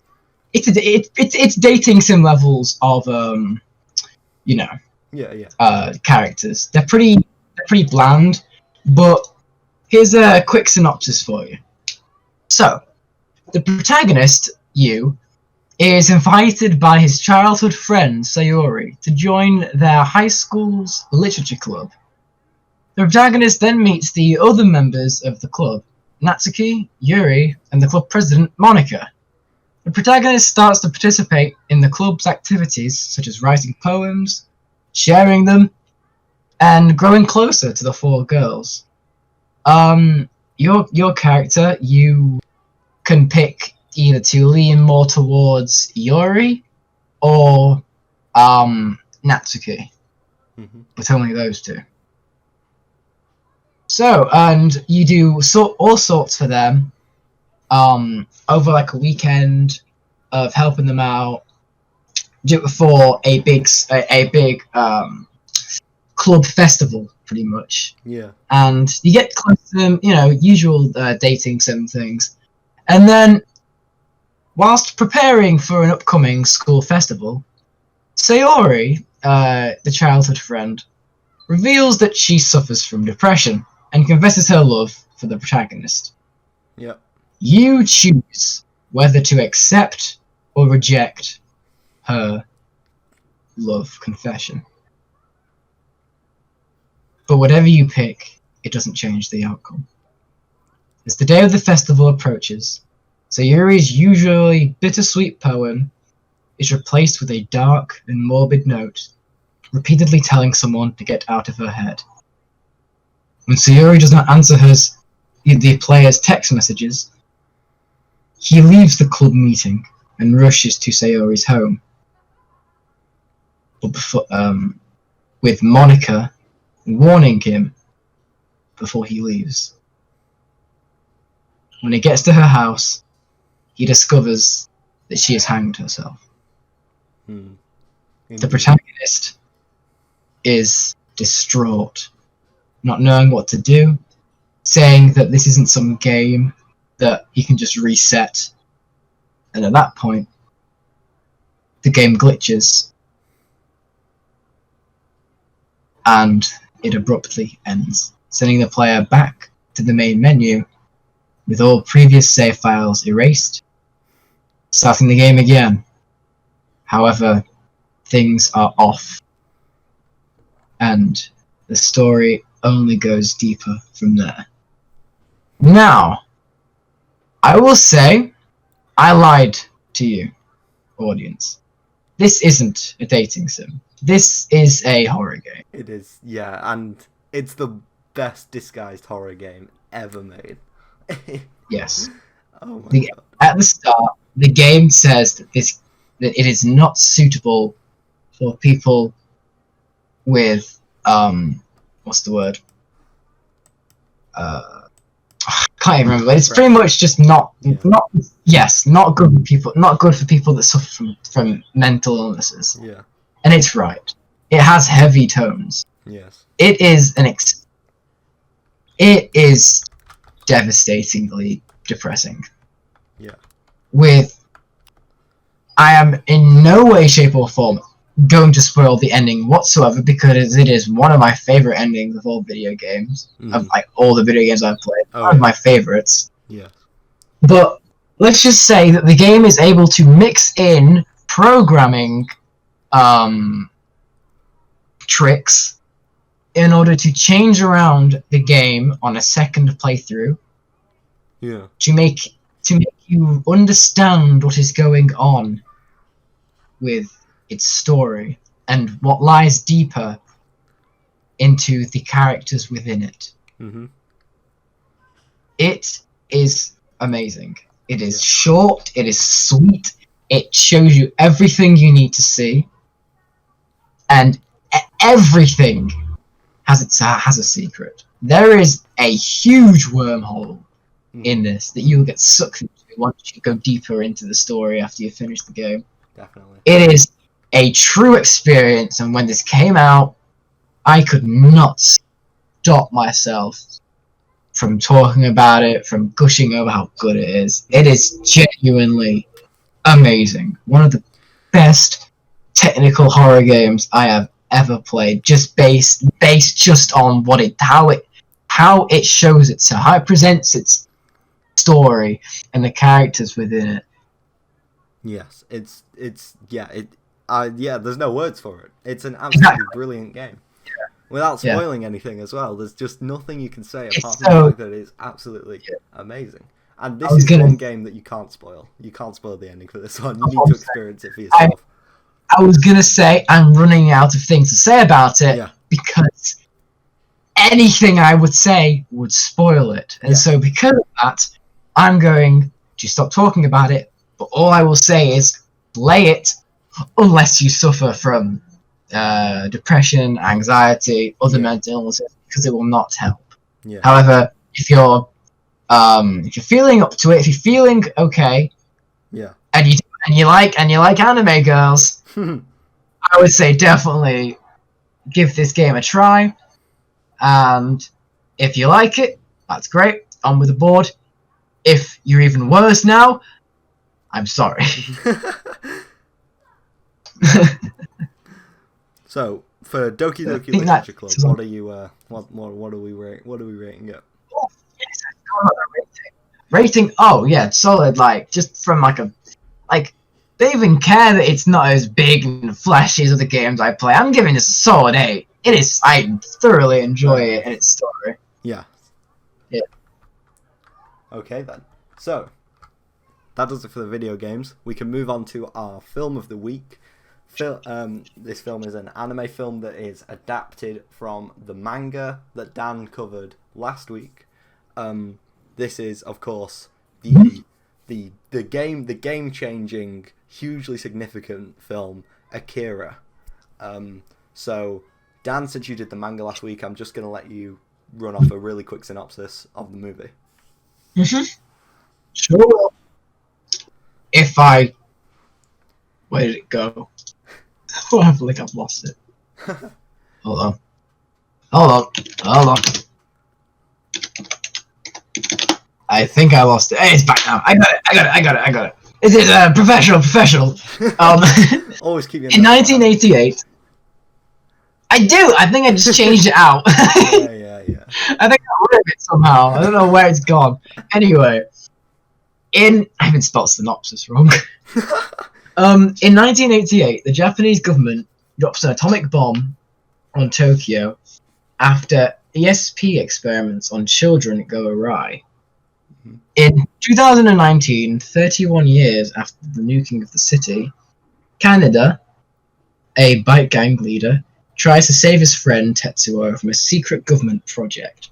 He battles anti-government activists, greedy politicians, irresponsible scientists, and a powerful military leader, until Tetsuo's supernatural power suddenly manifests, and a final battle is fought in Tokyo Olympiad, exposing the experiment's secrets. What a movie! Oh my god. Yeah, this is... There is a reason why it's one of the greats. Yeah, you could definitely tell how it changed anime forever with its release. This was directed by Katsuhiro Otomo, who is the mangaka who wrote the manga.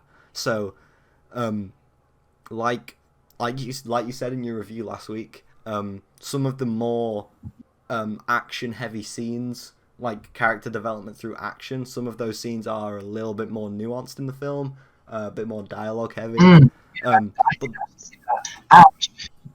Sorry, a minute difference which I saw, which I do kind of like though. They changed what year it's set in. Yeah.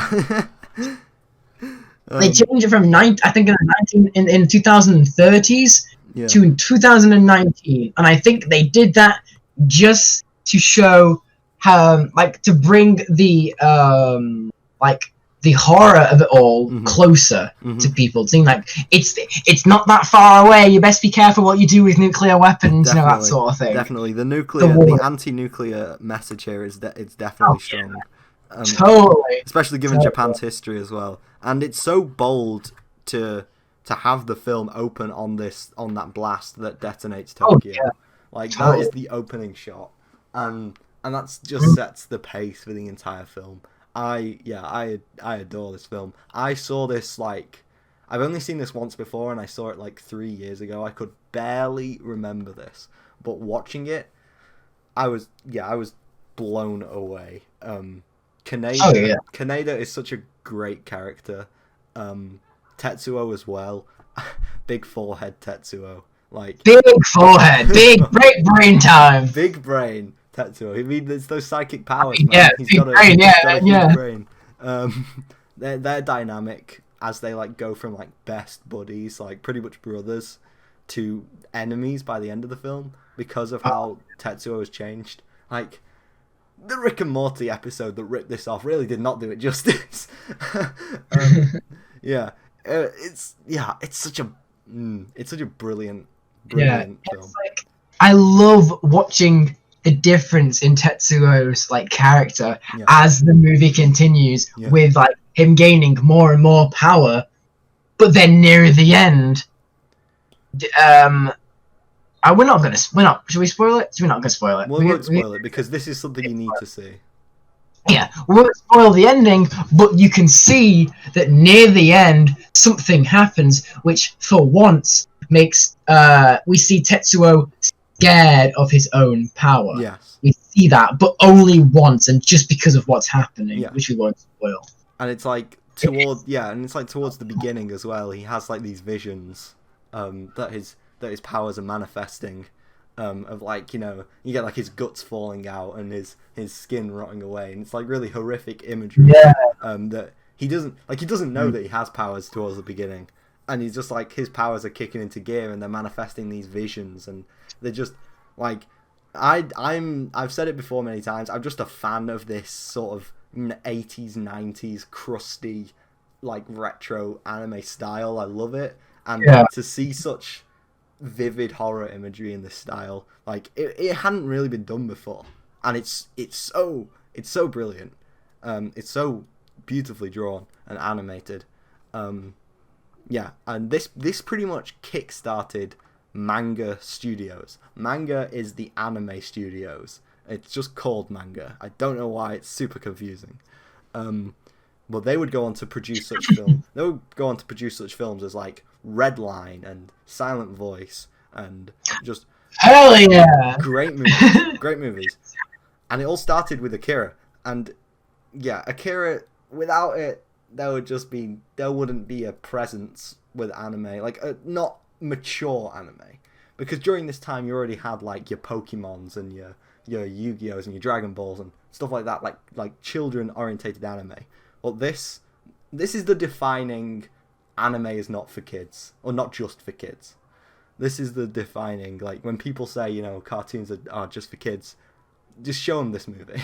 You know, it's one of the most mature things I've ever seen. Because of its not really because of its content, but just because of the subjects it revolves around. And yeah, like we say, it is sort of political with its anti-nuclear weapons thing, but I can't find a bad aspect of this film. I really can't. I'm trying to think. I really like some of the action scenes could be a little bit shorter, but that's like the movie as a whole is like 2 hours and 5 minutes long. And as a whole, the movie could be like maybe 5 or 10 minutes shorter. But apart from that, I really can't think of anything that the movie could do better. Yeah, it's really hard. Yeah, because like you could just say, oh, it's from the 1980s. The visuals don't look that good. They do. They literally do. It's all hand drawn. Yeah, it's literally the craftsmanship. It's all hand drawn. Yes.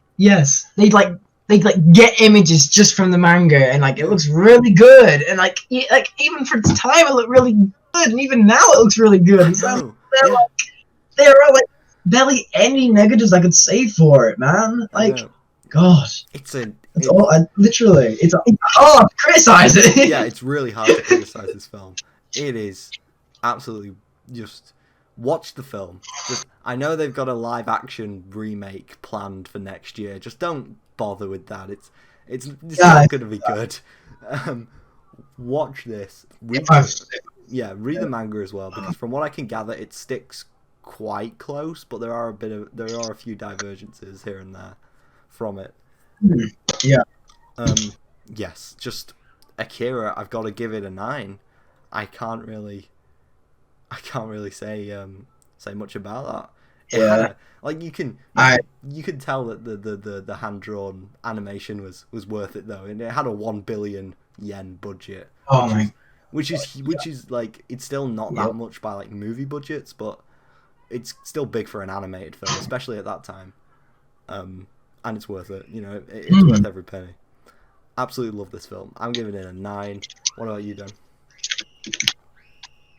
I would give it a solid. What will I give it?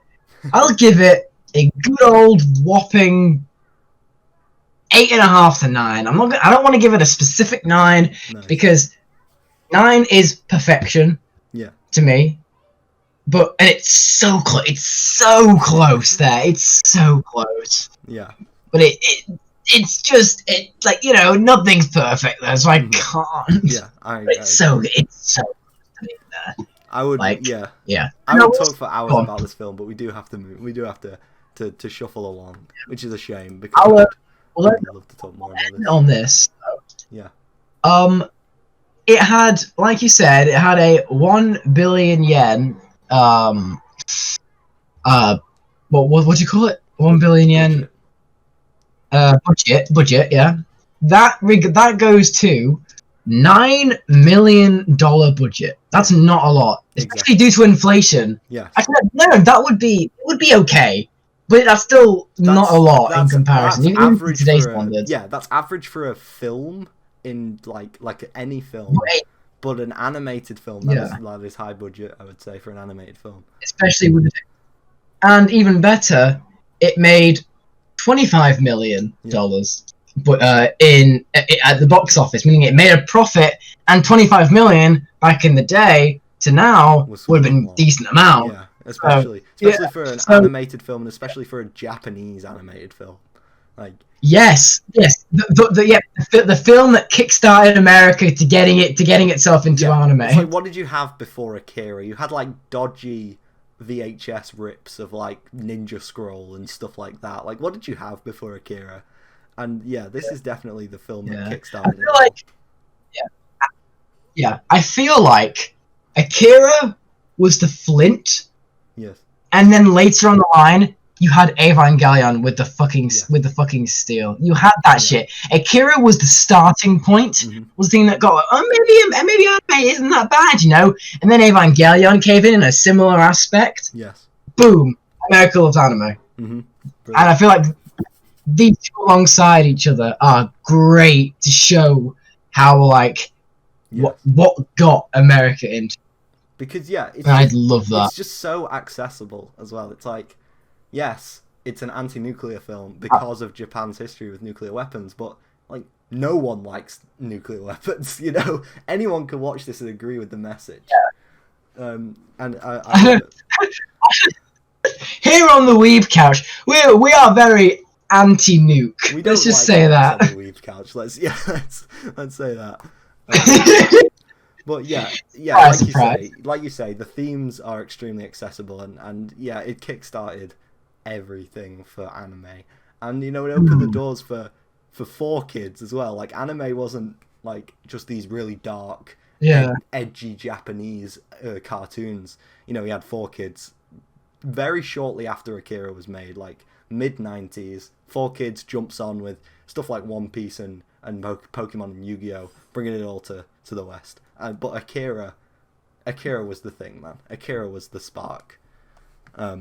Loved that film. I love the film so much. It's not even like it's a bad film as well, because you see films that have like cultural impact that don't really hold up in like modern day standards. But like, this is just great. It's just a great film. Yeah, totally. Okay.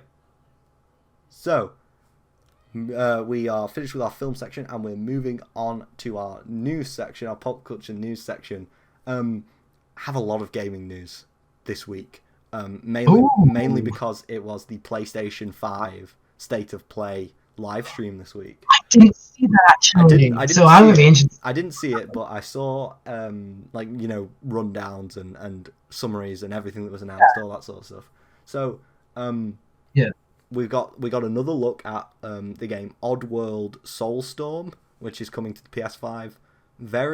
This game has been in development for a while. It was originally meant to be a launch title for the PS4, but because of because of delays and pushbacks and all of that, they decided to make it a title for the PS5. It was meant to be a launch title for the PS5, got delayed again, but it is finally coming out in March, and it's going to be a PS Plus game. It's going to be a free PS Plus game for March. PS Plus for the PS5. It's PS5 exclusive. It's going to be free in March, and then you can buy it afterwards. It won't be free to keep, which is a little bit of a weird way to do it, but I guess that's fine. And so Oddworld Soulstorm was announced, and also at the live stream was Deathloop, which is a game we've touched a little bit on the podcast before. Deathloop is made by Arkham. Yes, made by Arcane Studios, the studios behind Dishonored, and it's basically a game where you play as one of two assassins, and you have two goals: to assassinate your target, like Hitman, and not get killed by the other assassin whose target is you. Every time you die, you spawn at the beginning of the level, but the things you've put into play are still in play. So, you sort of set stuff up on one run, then you get killed, and then you come back to it on another run, you do other things to it. It looks very fun. We got a gameplay trailer for that. Looks very, very unique. It's got that sort of Dishonored, sort of classical painting-like art style. Love it. It looks great. Deathloop, I've always said it looks good, but now that we've seen actual gameplay, I can't wait. That is coming out in mid to late 2021. Five Nights at Freddy's. Can't believe that I'm saying this, but the new Five Nights at Freddy's PS5 game got a gameplay trailer. Five Nights at Freddy's Security Breach. We've already talked about this, Dan. I can't wait for this. I can't wait for this. It's okay. It's been something I've been waiting for. Like, why haven't we had a game where we are an actual security guard, able to walk around? You know? Yeah. And we've got that. I to be honest, the game looks good. Like, it genuinely looks good. Mm-hmm. Then I only have a couple issues with it. Like, and they're just nitpicks, and I'll give two right now. The two main things for me: one, your character just feels like he's a bit too short. It just feels like the camera's too low to the ground, to be honest. I get that, and so that's what I'm saying. They're nitpicks. To me, it's gonna be weird to get that into my head that the camera is supposed to be that low. Dan, you are a child. Yeah, but I get that.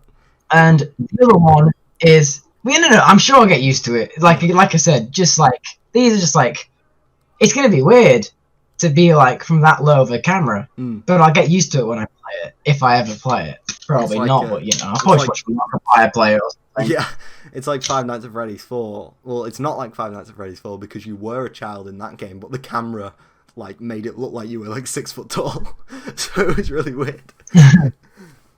Yeah, and one final thing I will say about it: I am not the biggest fan of the designs for the animatronics. Yeah, I feel as though seems like Scott is running out of ideas. They look a lot like DeviantArt characters, yeah. But other than that, models look good. The gameplay-wise, it does look really interesting, and adding more to the story. Yep. And so, I just feel as though, if they do it well, then it could be good. If they don't, then it could be bad. Literally just to wait and see. It's like the pinnacle of this kind of game. It's like, you need to wait see what he does. Yeah. Five Nights at Freddy's Security Breach, no release date yet, but it will be releasing in 2021. Coming first to the PS5 as a timed exclusive, and later on it's going to come to PC. So, and also, to wrap it up, there were a few other little announcements that were at the State of Play, but this was the main ones. Final Fantasy VII Remake is getting new content. It's also getting a PS5 remaster treatment. Everything is getting improved. The graphics, the frame rate, the voice acting as well is getting re-encoded to make like the voices sound more crisp or something like that. I don't really understand it, but the voices are going to sound better, which I thought they were fine. But you know, you could always do better, I suppose. And that's going to be a free upgrade to anyone who owns the PS4 version of Final Fantasy VII Remake. And also, DLC is being announced with this PS5 version. A new episode, like a new campaign. So that's going to be cool. It doesn't look to be the longest, so I'm interested to see how they're going to price the DLC. It's not like a full other story campaign like some games have. You know, it definitely, it's going to be like towards the 3 to 4 hour mark, which is still decent for a DLC. And we'll see how that goes. It's unclear whether this DLC is going to be for just the PS5 version or it's going to be for the PS4 version as well. The way they phrased it made it seem like it was only for the PS5 version, but again, we'll have to wait and see. That's coming out, I believe, later this year. I don't think there's an exact release date yet. But later this week, that live stream took place on Thursday. On Saturday, not for the State of Play, but there is some more PS5 news that storage improvements, like additional storage, is coming for the PS5. Now, everyone was thinking the PS5 only has 850 gigabytes of storage, which is quite low for a next-gen console, because even the PS4 had a 1 terabyte model. But Sony has confirmed that they will be releasing expandable hard drives solid-state drives for the PS5. These are like Sony brand SSDs that only work with the PS5, and it's like the only one that's going to work, which is kind of annoying. But, you know, it is what it is. It's so annoying that we can't hard mod them because... I just, you know, it's Sony, you know, we don't really expect much else.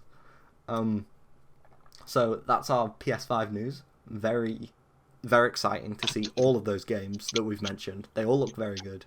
Can't wait to see what Sony does with them. Moving on to a little bit of Nintendo news, specifically Pokemon news. Pokemon turned 25 years old this week, and as a celebration, Nintendo have announced two new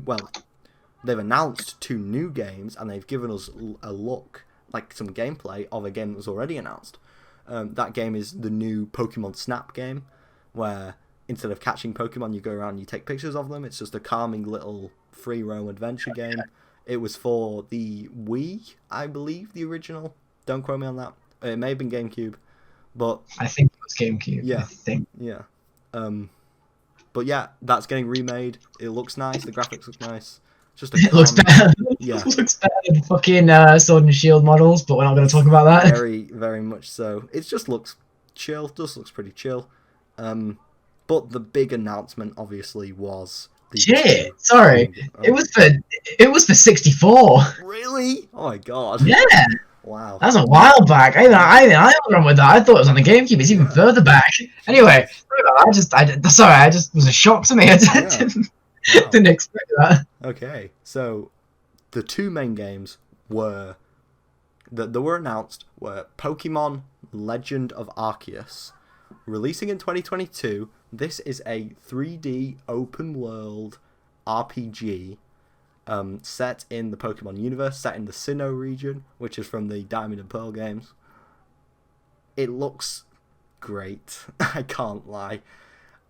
People are calling it a Breath of the Wild clone. I'm saying, why is that a bad thing? It looks very, very... Yes, it does look like Breath of the Wild, but the fact that... I suppose I don't see it. Really. I don't know, the big green pastures, the fact that you can just walk... That's the thing. People are now, just because something has big green pastures, it's saying, oh, it's a Breath of the Wild clone.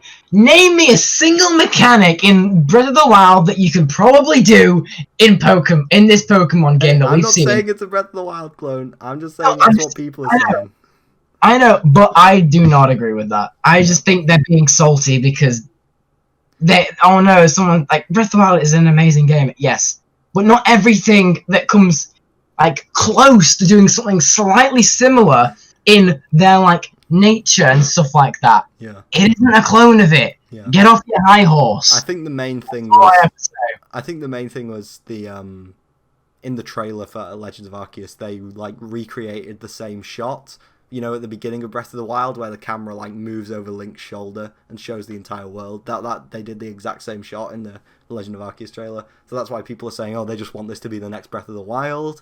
I mean, I would assume they want Breath of the Wild 2 to be the next Breath of the Wild, but you do you, I guess. They've already given up with the sequel. You do you, internet.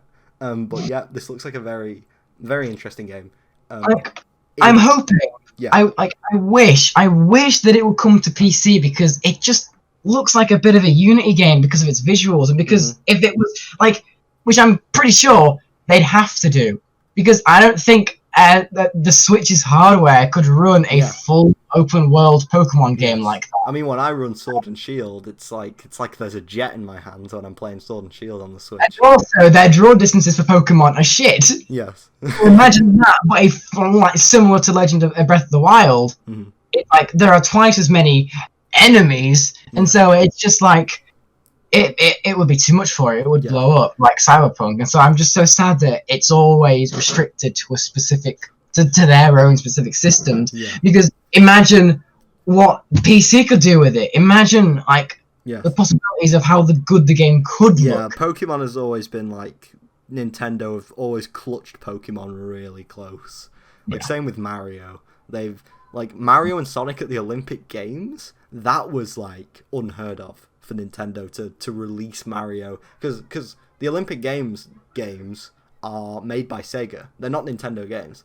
They use Nintendo characters, and that was like unheard of to let Nintendo release their properties like that. So I doubt they're gonna do anything like that with Pokemon, which now has overtaken Mario and has become more profitable for the company.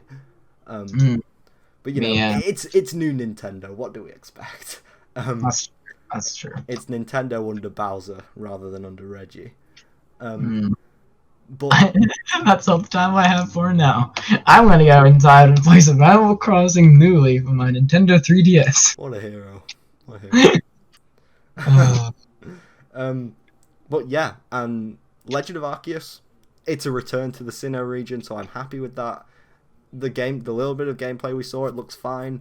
But the real thing people are going crazy over, because it's one of the only things that the trailer didn't explore, is the fact that you choose starters. Like, obviously, like every Pokemon game, you have a choice of 3 starters, but the 3 starters are all from different generations of the game. Yes. So I think it was Cyndaquil, it was Oshawott. It was Oshawott, and then it was Rowlet. So they're all from different gens. So are we gonna get a multiple gen Pokemon game? Again, nothing's confirmed. It's pretty much confirmed from that shot from the trailer. Yeah. But yeah, we'll see how Legend of Arceus plays out. That's coming out early 2022, so it's not out for a while. The next game that Nintendo announced is coming a little bit sooner, in late 2021. That is the remakes Pokemon Brilliant Diamond and Shining Pearl. So they're doing the exact same thing as they've done for Omega Ruby and Alpha Sapphire, where they've taken the old games, they've put them in the new art style. They've it's a 1-to-1 remake, so there's no like new content or like divergence from the story or anything like that. It's literally Diamond and Pearl in the new art style on the Switch. You can't go wrong with that. Diamond and Pearl are really good Pokemon games. Love them. Hell yeah. This is my personal opinion, not a fan of how they've kept the chibis, but they've put them in like the more updated art style, because with Alpha Sapphire and Omega Ruby, they did make the characters normal people in the way that you see in like Sun and Moon and Sword and Shield. They were the first games to do that. I'm not a fan of how they keep the chibis in these new remakes, but that's just my opinion. Gameplay wise, obviously it's going to be great because it's Diamond and Pearl 1-to-1 remake. Those are great games. Just can't wait for this. Just more Pokemon content, really, that isn't Sword and Shield. Yeah. It's like as much as you don't like the style that they've gone for, you will admit the visuals look good. Yes, yeah, it's graphically great. Yeah. Exactly.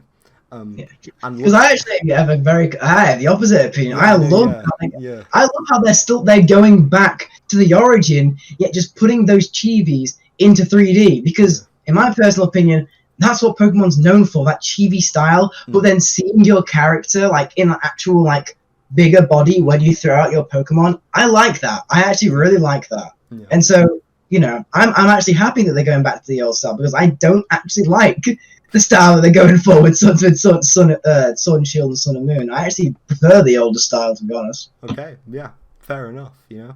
Yeah, but yeah, hey, everything, just a matter of opinion. Exactly. Let us know what you think about it in the comments down below. Yeah, go and watch the trailers and tell us what you think. It's really cute. It's actually really cute, the trailers. I actually watched it. Yeah, the trailer, yeah. Going through the entire like history of Pokemon before releasing them. So cute. Keeping with gaming news, looking ahead to the future, we've got some Fall Guys news. Fall Guys Season 4, the trailer has dropped. Well, I say trailer, it's a teaser. They're bringing the Fall Guys into the future. This is going to be a future-themed season. Obviously, this current season is like Christmas, winter-themed. That will end in roughly a week or so, I believe. Maybe less, in fact. But Season 4 begins, and it's going to be future. It's going to be future-based. So, I mean, Fall Guys, like Fortnite, is known for its collaborations on skins, so maybe we'll see some futuristic characters be made into Fall Guys, like, you know, from sci-fi films, stuff like that. I would personally like that. 2077. Cyberpunk. I wouldn't... in Fall Guys.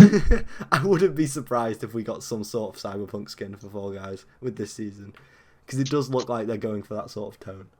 And to be honest, they'll probably do it better. Yeah, they will definitely do it better. But wait, on that refund's just the same. Yeah.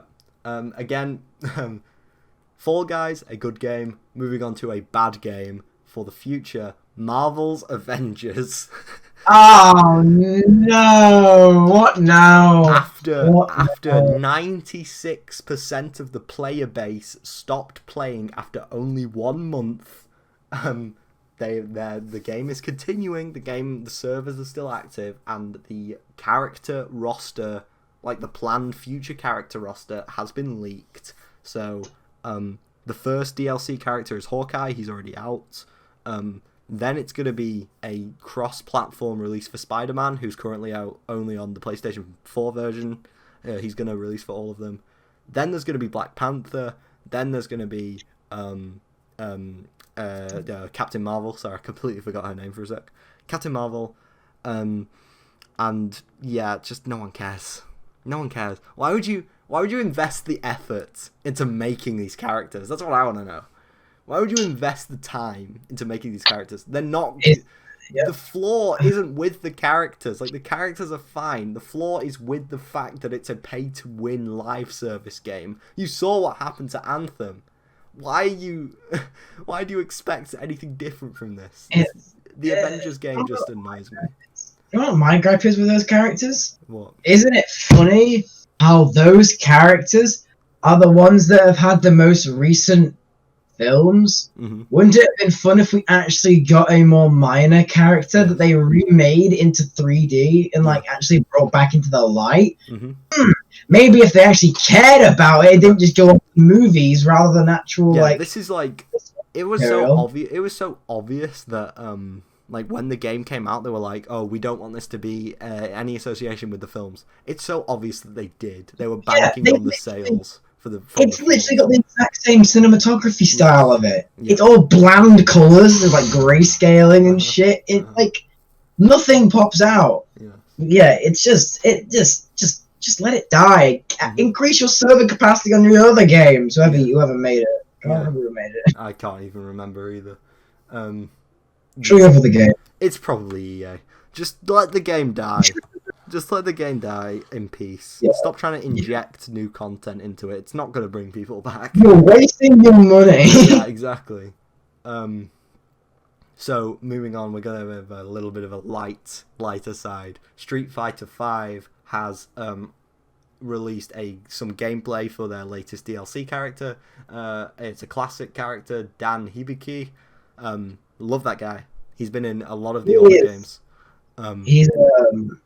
He's very good. Yes. I will say, he's as of now, before they patch it out, he has an infinite. Yep. He has an infinite. Sure. But the thing is, it actually is quite difficult. So it isn't just an easy win. It's actually you gotta get spacing and timing right, otherwise you fuck it up. Yeah. But the point is, if you're you have to be in a specific position, both you and your enemy. So it's like pretty much it's going to be, if the opportunity arises, you will go for it. If not, then you won't. It's not like an easy, I press one button, then the infinite starts. No, you have to like get off spacing wise. Yeah. So it isn't that bad, but it's still going to get patched out. Yes. This is Marvel 3. Some leaks now, some rumors. We cover rumors quite frequently on the news section. We got some Life is Strange leaks from Don't Nod Entertainment, makers of Life is Strange. 2 new games. It's been leaked that 2 new Life is Strange games are being made. They're in development, and one of them is a direct sequel to Life is Strange 1. Now, anyone familiar with the series would know that there's Life is Strange and then there's Life is Strange 2, which is a completely different story. But if this is a sequel to Life is Strange 1, which did end on a cliffhanger, so I hope it is, that's going to be great. Obviously we know nothing about it, but it's just, I'm glad that Don't Nod are returning to Life is Strange after the disaster that was Twin Mirror, which it was their first attempt to go outside the Life is Strange universe. So thank God they're returning to what they know best, because I like the games a lot. And some just gonna laugh. I'm just gonna laugh real quick. So a few weeks ago, we covered a cyber attack that took place. Ironically, we covered a cyber attack that took place on CD Projekt Red, which is the game developer of Cyberpunk 2077. They had their software held to ransom. They didn't pay, so the source code for Cyberpunk and The Witcher 3 was sold to some random guy on the dark web. What's happened? It's happening. They've had another one. We laugh out loud at you. Oh, the humanity! They're kicking them when they're already down. Another one. This is a little different. This is definitely a more memey. This is definitely a joke cyber attack. More memey than wait. What did they remind me? What they said? If you can remember. The ransom note. It was something like, "Greetings, you have been epically pwned." Yes, epically pwned. I remember now. Yeah. More memey than epically pwned. Yeah, it's more memey than epically pwned, because the last one they sort of wanted to. It was clear that they wanted to profit off of it. It was clear they wanted to sell. They sold the source code, presumably for a lot of money. But this is the cyber attack literally just locked every single computer at CD Projekt Red, and made all of changed all the passwords for every single computer in the entire studio, so no one could get onto their computers. Oh my god.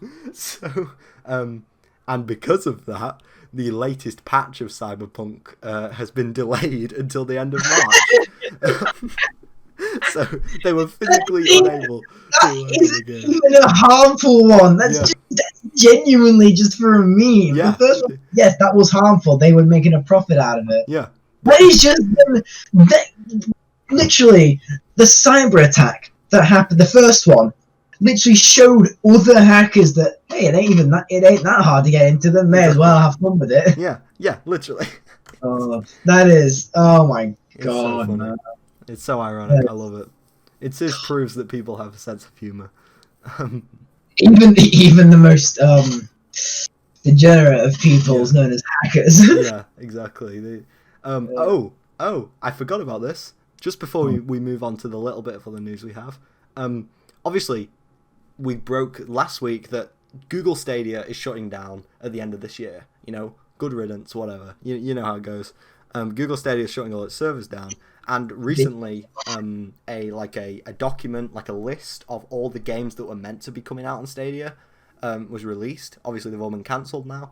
But the most significant one was an episodic horror game by Hideo Kojima of Metal Gear and Death Stranding fame.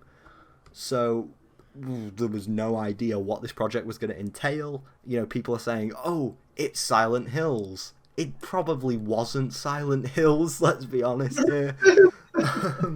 Like with the Silent Hills tech demo came out in 2018, and the graphics were already like that would make the Stadia explode. Like, let's be honest here, guys. Yeah. Probably an 8-bit game.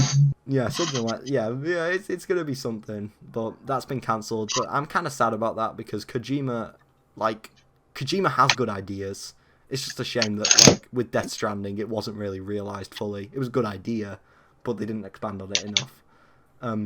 So I'm kind of sad about that. I hope that he picks it up at some point and releases it for a new console. But yeah, we'll see how that goes. I would like to see a good episodic horror game because all we really have right now is Man of Medan, Little Hope, whatever that trilogy is called, which is garbage. So yeah, that's it for our gaming news. We got a little bit of anime news. 2 trailers came out this week, both very similar. Pacific Rim: The Black got a second trailer, and it's getting a March release date on Netflix. The Pacific Rim anime, what really more is there to say? It looks to be very similar to the films in structure. It's based with new characters though and new mechs. I'll watch it just because I love mechs. And I thought the first Pacific Rim was pretty good. Pacific Rim. Yeah, I thought the first one was pretty good. Also, we don't talk about the second one. Yeah, we don't. Yeah. What second one? I don't know what you're talking about. Exactly. But yeah, the other trailer was for the new Godzilla anime, Godzilla Singular Point. God damn, man, they must have realised their mistake with Planet of the Monsters because this looks amazing. Yeah, it looks to be more human focused than Godzilla focused, and it looks to be kind of a rom-com about, you think 2014 Godzilla but less boring, this romance story. Yeah. So yeah, a new trailer came out for that. It looks very good. The art looks great. That's also coming out in March. Can't wait for that. And some bizarre anime news. Netflix has ordered a Terminator anime. What? So there was a Terminator anime back in the 80s, but Netflix has ordered a remake of this by Production IG. Production IG being the studio who worked on the first 3 seasons of Attack on Titan. Oh shit! Yeah. That could I mean, just art alone, they'd do some pretty good things with that. But I'm really interested to see how they would handle that because obviously Attack on Titan is more medievally and archaic with its art style. And archaic. you know what I mean. And Terminator is very futuristic. So we'll see how they handle the opposite. Yeah, exactly the opposite. So yeah, interesting. We shall see. A little bit. Spirited Away. This came out this week. Spirited Away didn't come out this week. It's been out for quite a while. The news came out this week that Spirited Away is getting a stage play in 2022. It's getting a musical. Yeah. I mean, anime musicals have always been surprisingly good. The Naruto musical I actually watched and I was like, okay, yeah, I like this more than the show. I actually watched a stage play as well of an anime. It was really good. It was Shrek the Musical. Really good. Of course, yes. But yeah, we'll see. The Spirited Away, like Spirited Away, always like has that sort of theatrical sort of vibe to it, like this performance-esque vibe. So we'll see how it translates to the stage. Can't wait for that. Moving on to our film news, we've got just a little bit of more anime news. Miss Kobayashi's Dragon Maid. I can't believe I forgot to mention this. Miss Kobayashi's Dragon Maid got a trailer. Season 2 got a trailer. Finally. They beatboxing that shit. They beatbox, they rap.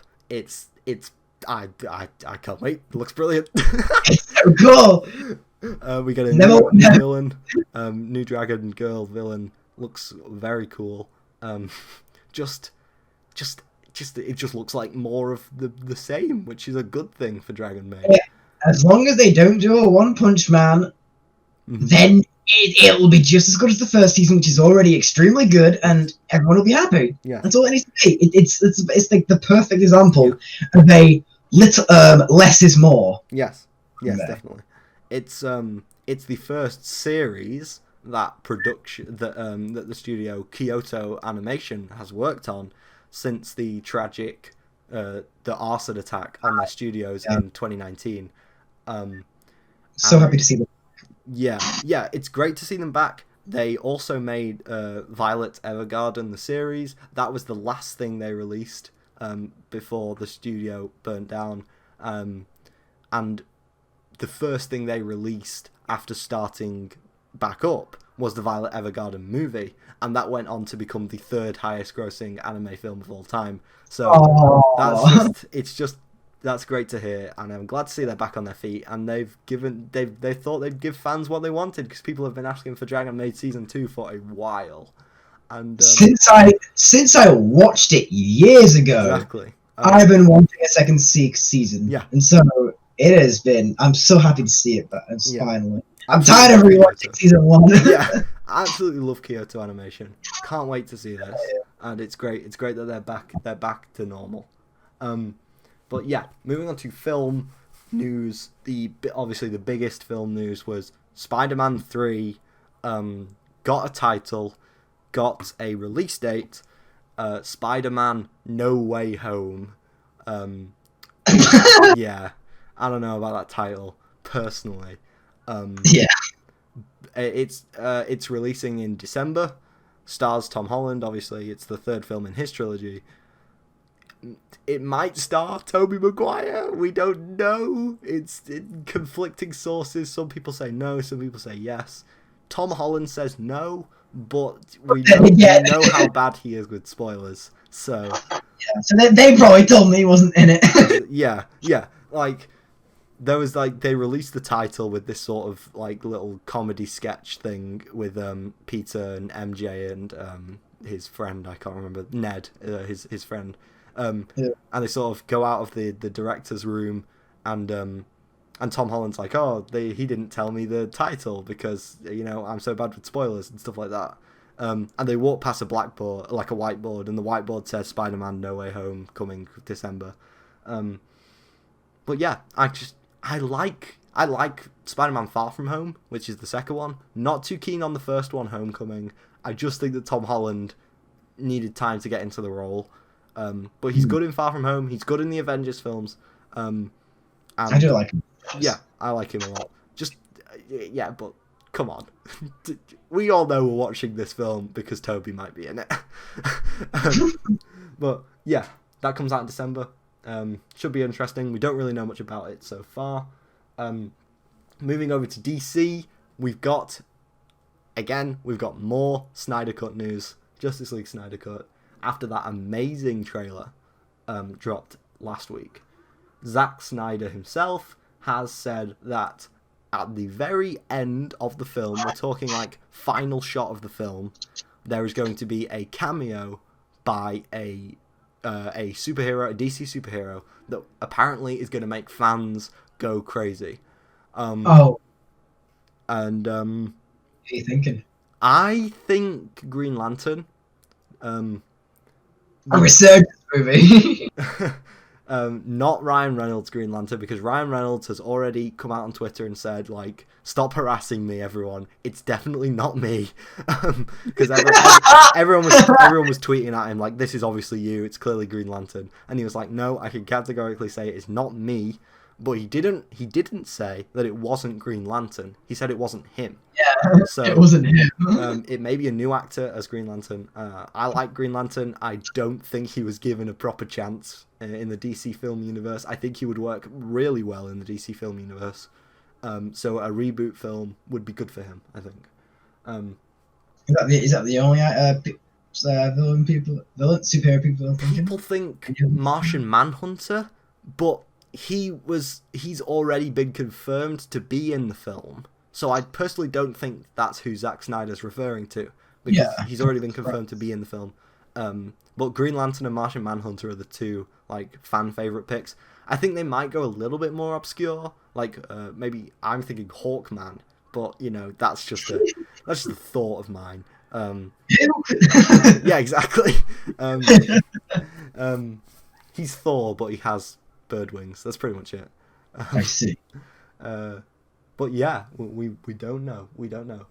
Some more Justice League news. Pretty funny news. A leading executive at Warner Brothers, who creates all the Disney film, the DC films, an executive producer who has not been named at that company.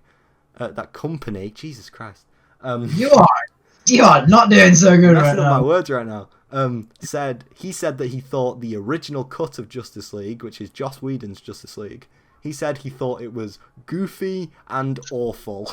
So, like, if your own company doesn't like your film, you gotta be doing something wrong. That word is amazing. Goofy and awful. Like, it's not just like bad. It is like goofy. It's a silly excuse of a fucking movie. Yeah, that's hilarious. So yeah, I'm just, once again, I'll say it before, I'll say it again. I'm just happy that Zack Snyder is being able to fulfill his original vision for the film. That film comes out on March the 18th, and you can bet your ass that we're going to be reviewing it when it comes out. Hell yeah. 4-hour movie. Let's do it. Yeah. And just to some TV news. Nickelodeon has established a brand new production studio to for Avatar, for The Last Airbender. They've created a brand new branch of their company called Last Airbender Productions, and it's confirmed that they're planning a movie based around the Legend of Korra / Last Airbender, and rumors are going around about a new series as well. I can't wait. I like Avatar. I think it's good. Don't think it's as good as people say it is, but it's still very good. And they've obviously got something big planned if they're establishing a whole new production company for this property. So we'll see. We're just going to end on a quick new Superman movie is in the works. A reboot Superman movie is in the works from J.J. Abrams, who made the Star Wars The Force Awakens and The Last Jedi. So, yay. I'm so glad that he's been handed another well-known franchise. Yeah, yay. Apparently Henry Cavill's in it, though, who currently plays Superman in Justice League. And he said he was never going to do it again. So, I don't know. It's weird. But, another bit of little funny news that I've just completely forgot about. Tom Holland, again, is obviously playing Nathan Drake in the Uncharted movie that's coming out later this year. He recently came out in an interview and said the entire movie was just me moving to a position and letting the camera admire how good my muscles looked. He said it was a horrible experience and I will never do something like this again. And I actually had high hopes for this movie. But to have the main star come out and publicly slam the movie, Like, that's unheard of. Like, even before, like, way before it's out as well. I've never heard of an actor do that before. Like, the movie's coming out late this year, and Tom Holland is already saying how bad it is, and he's the star of the movie. Like, you see, like, Mark Hamill for, like, you know, the new Star Wars films. After the films come out, he's like, yeah, I didn't really want to do this. Well, Tom Holland is just straight in there. This movie is bad. Don't see it. But, you know, at the end of the day, he's getting paid, so I guess he could say what he wants. Yeah. But yeah, that is pretty much it. This has been a long episode. We went on about Akira for a long time. I went on about Batman Arkham Knight for a long time. But I had a mental breakdown for a long time. indeed, it's been an emotional roller coaster this episode. It really has. Yeah, but that does it for episode 13 of the Weeb Couch. Next week, next Sunday, episode 14, we will be live streaming on Twitch, twitch.tv/weebcouchstreaming. We better see you there, and you better give us your suggestions on what you want us to play. We have a few ideas already, but if you will play what you want us to play, just, you know, send us something. If you want to see me absolutely piss myself because playing a horror game, because I'm just really not good with those, you know, do that if you want. If you have any suggestions, leave a comment, send us an email, send us an Instagram DM. Just do something, you know. Let us know. Use Facebook Messenger for anything. Just use anything. Facebook Messenger, yeah. BBM us. If you're stuck in the early 2000s. MySpace us. Just tell us. Oh. Shout outs! Anything! Fucking carrier pigeon. Carrier pigeon. Send it to us. But yeah. Again, not just for streaming. Let us know any topics at all you want us to cover on our episodes. We do take suggestions. We've had a bunch of suggestions that we've acted out in the past. So yeah, let us know. And that's pretty much all I have to say. We hope you've had a good week. We hope you will have a good week, and we'll see you Sunday, probably around 2 p.m. to 3 p.m. Don't quote us on that. The time might change, but we will be live Sunday afternoon. You better come and see us for the Weeb Couch. And yeah, I've been Mason. Wishing you a very good week, and goodbye. See you all.